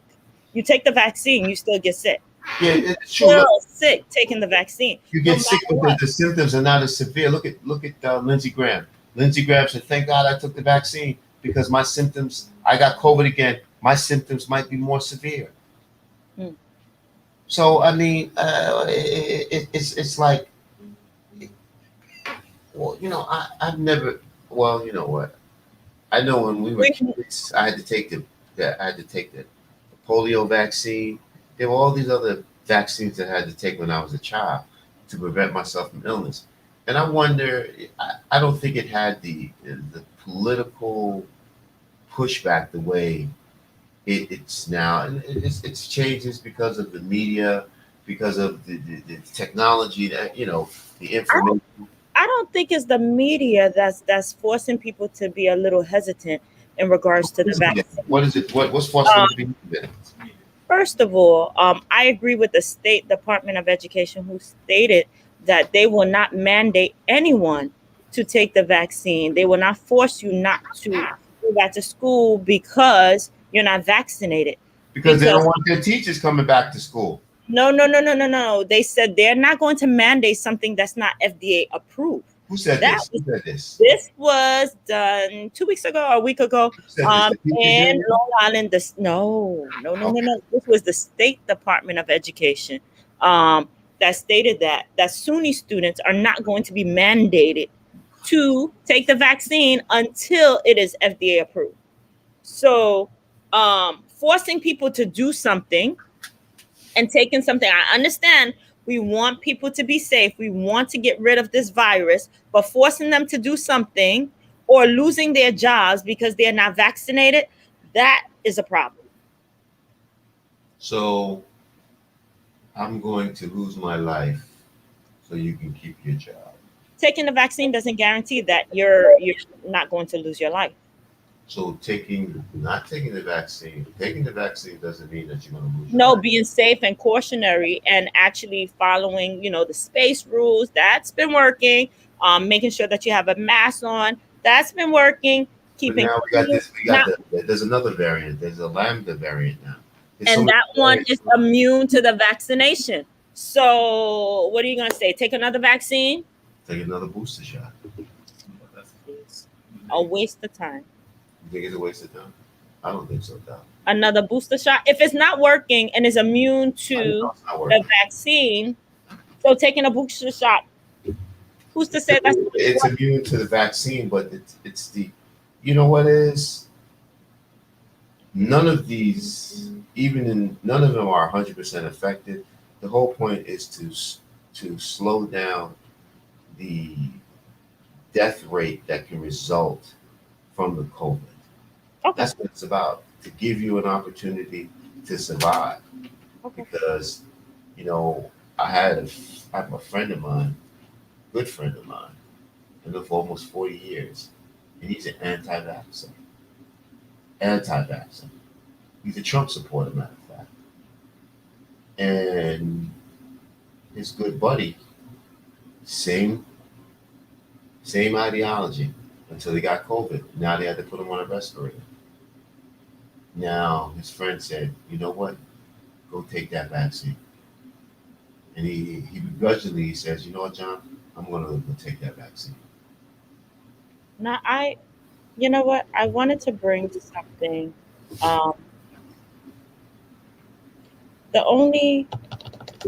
Going back to school is great, and I'm excited to go back to school to see the kids.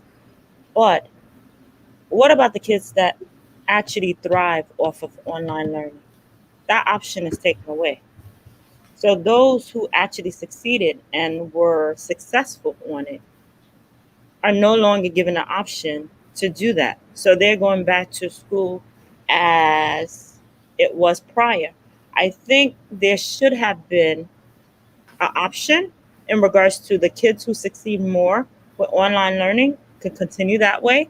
If their parents, if they feel that works best for them, continue that way. Those who need in person to go in person. Choice is important.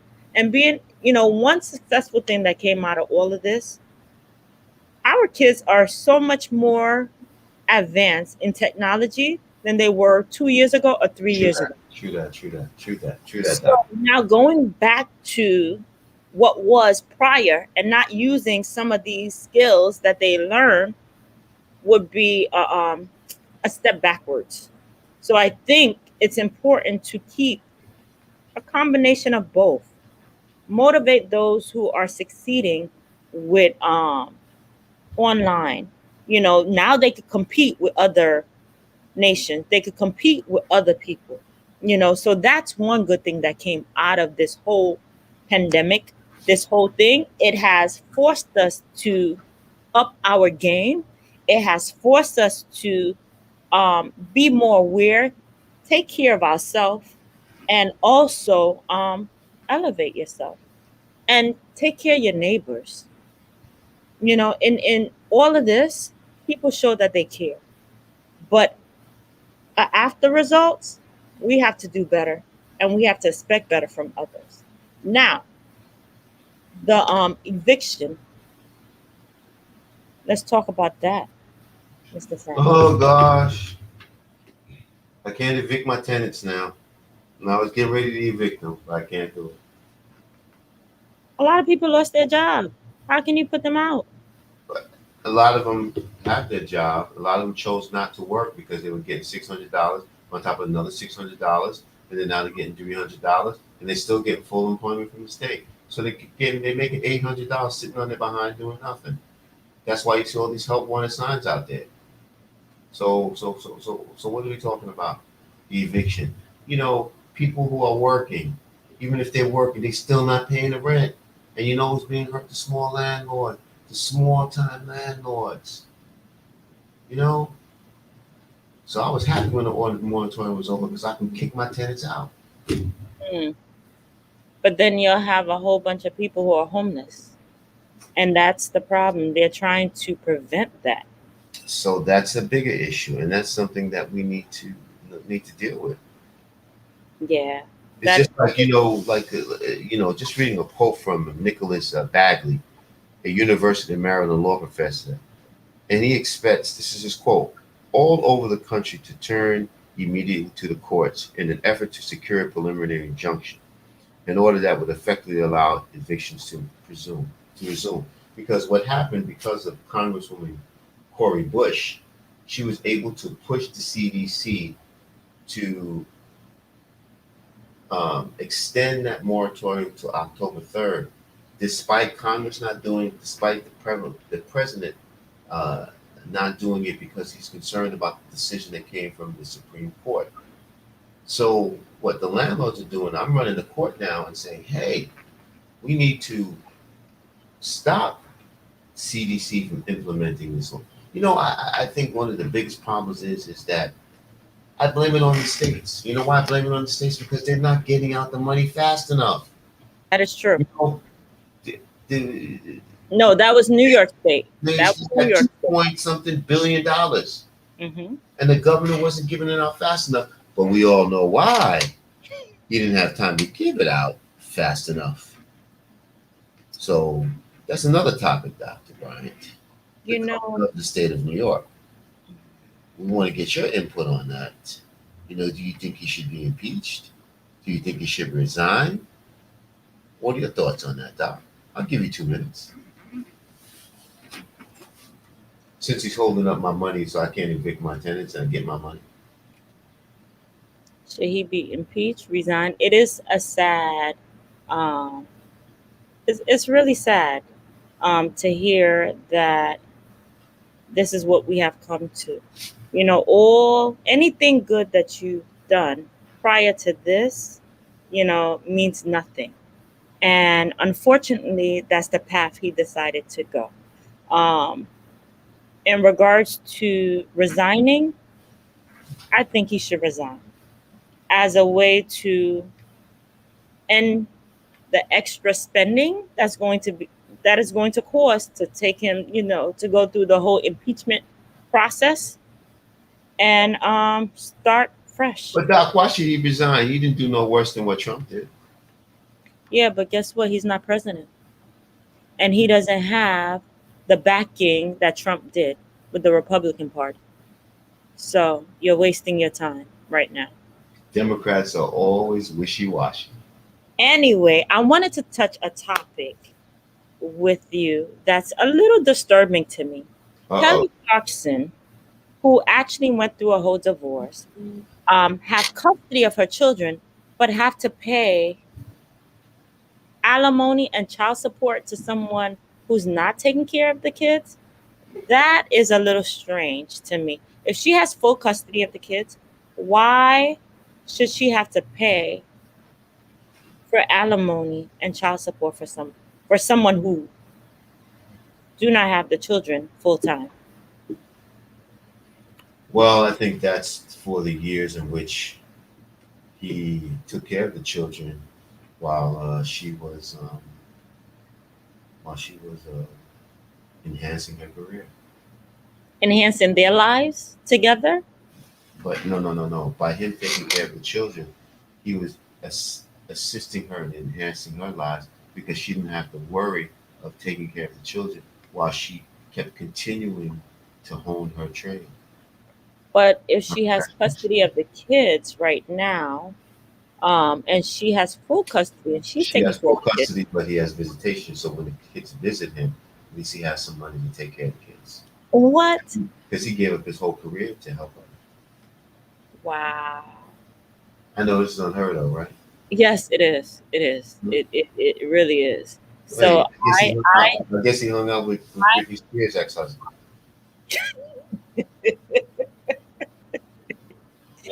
so she should pay him to take the kids to see the kids, and then pay him to continue the lifestyle he was living. He was living a lifestyle, but while she was around the world doing her thing. I see nothing wrong with that. Though. Really? I see nothing wrong with that. What? I made an investment by taking care of the children.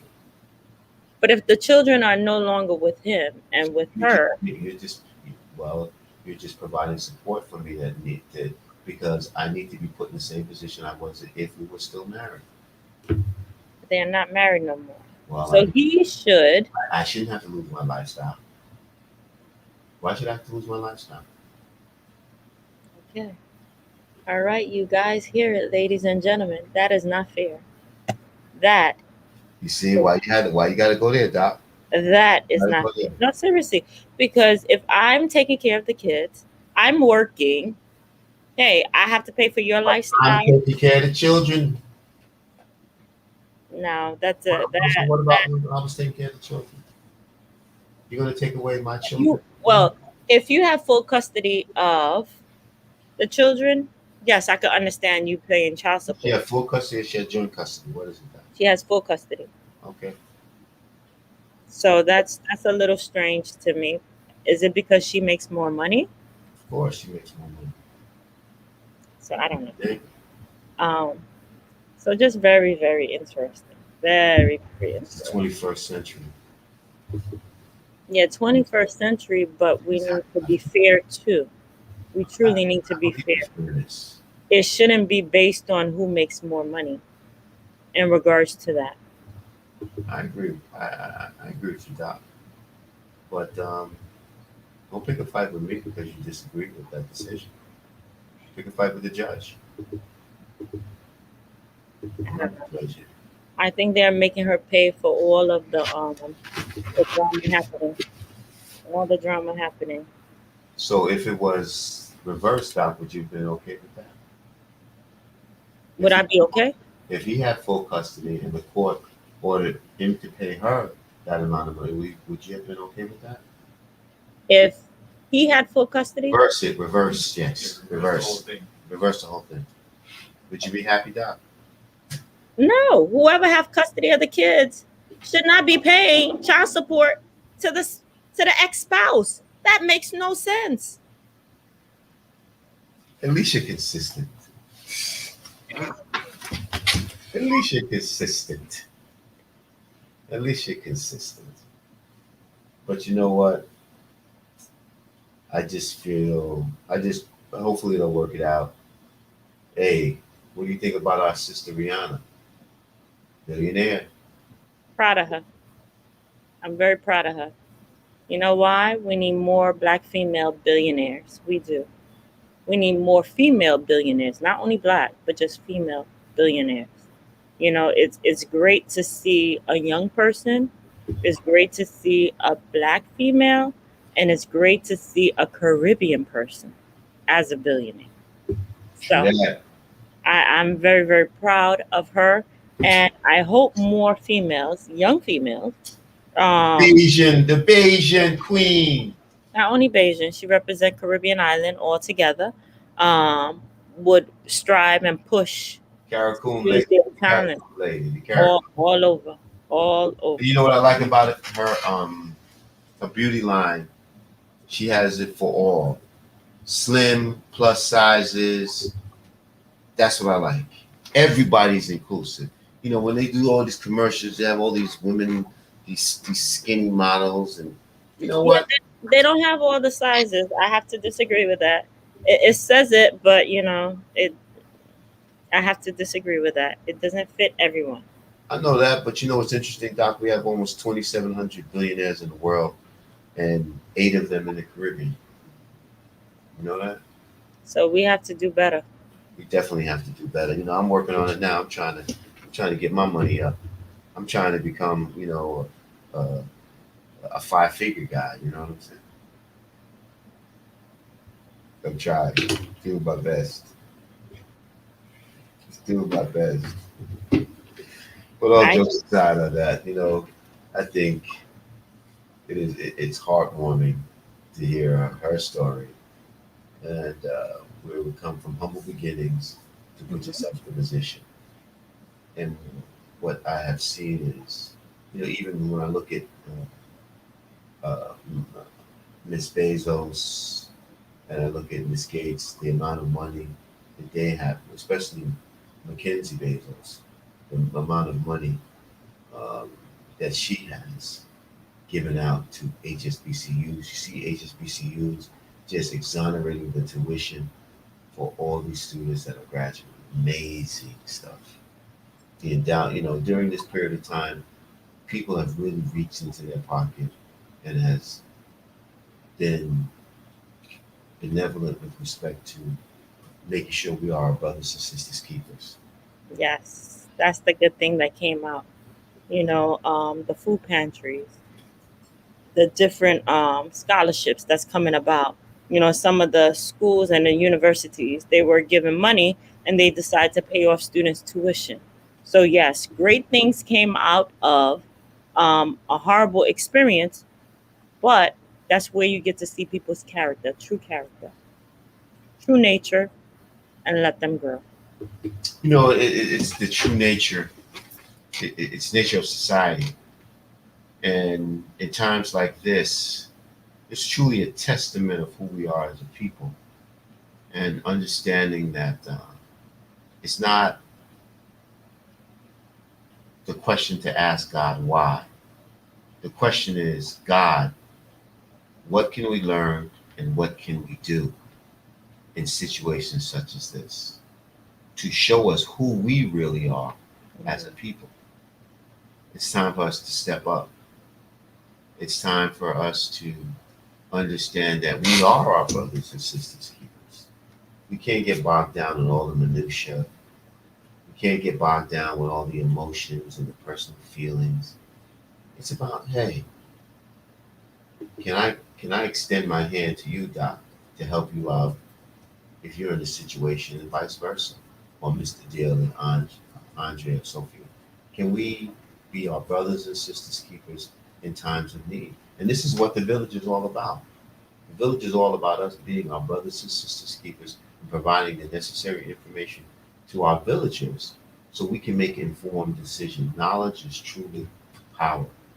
Knowledge puts us in a position to make reasonable choices.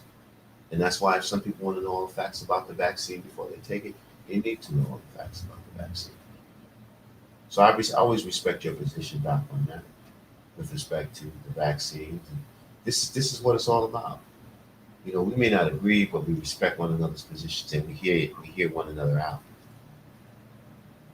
That is true. That is true. Oh, look, she agreed, you know, Doc, and we just got a couple more minutes before the end of the show. Is there anything else you might want to touch on before we sign out here? I do. You got a minute and a half, Doc. I'll give you a minute and 40 seconds. I do want to remind people, do not go backwards. Keep your guards up in regards to safety, and make the best out of life. That's it. That's it. I just want to again thank the Rev Terry Lee for being out here.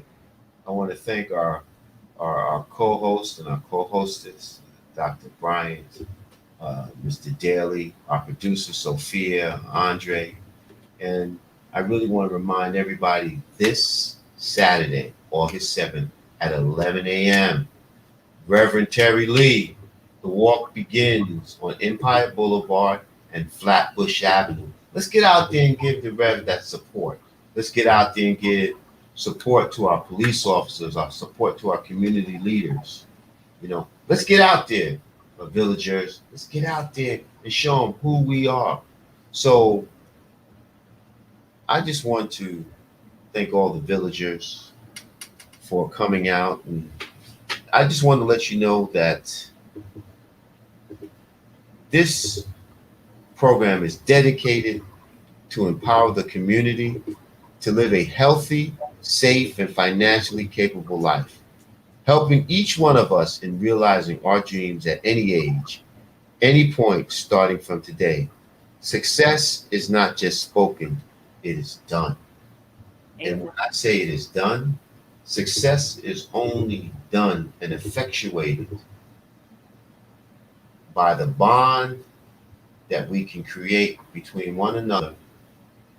Once we can become our brothers and sisters keepers, we have become that much more on the path to success in our lives here on earth and our lives here in heaven. So Dr. Bryant, you have a lovely evening.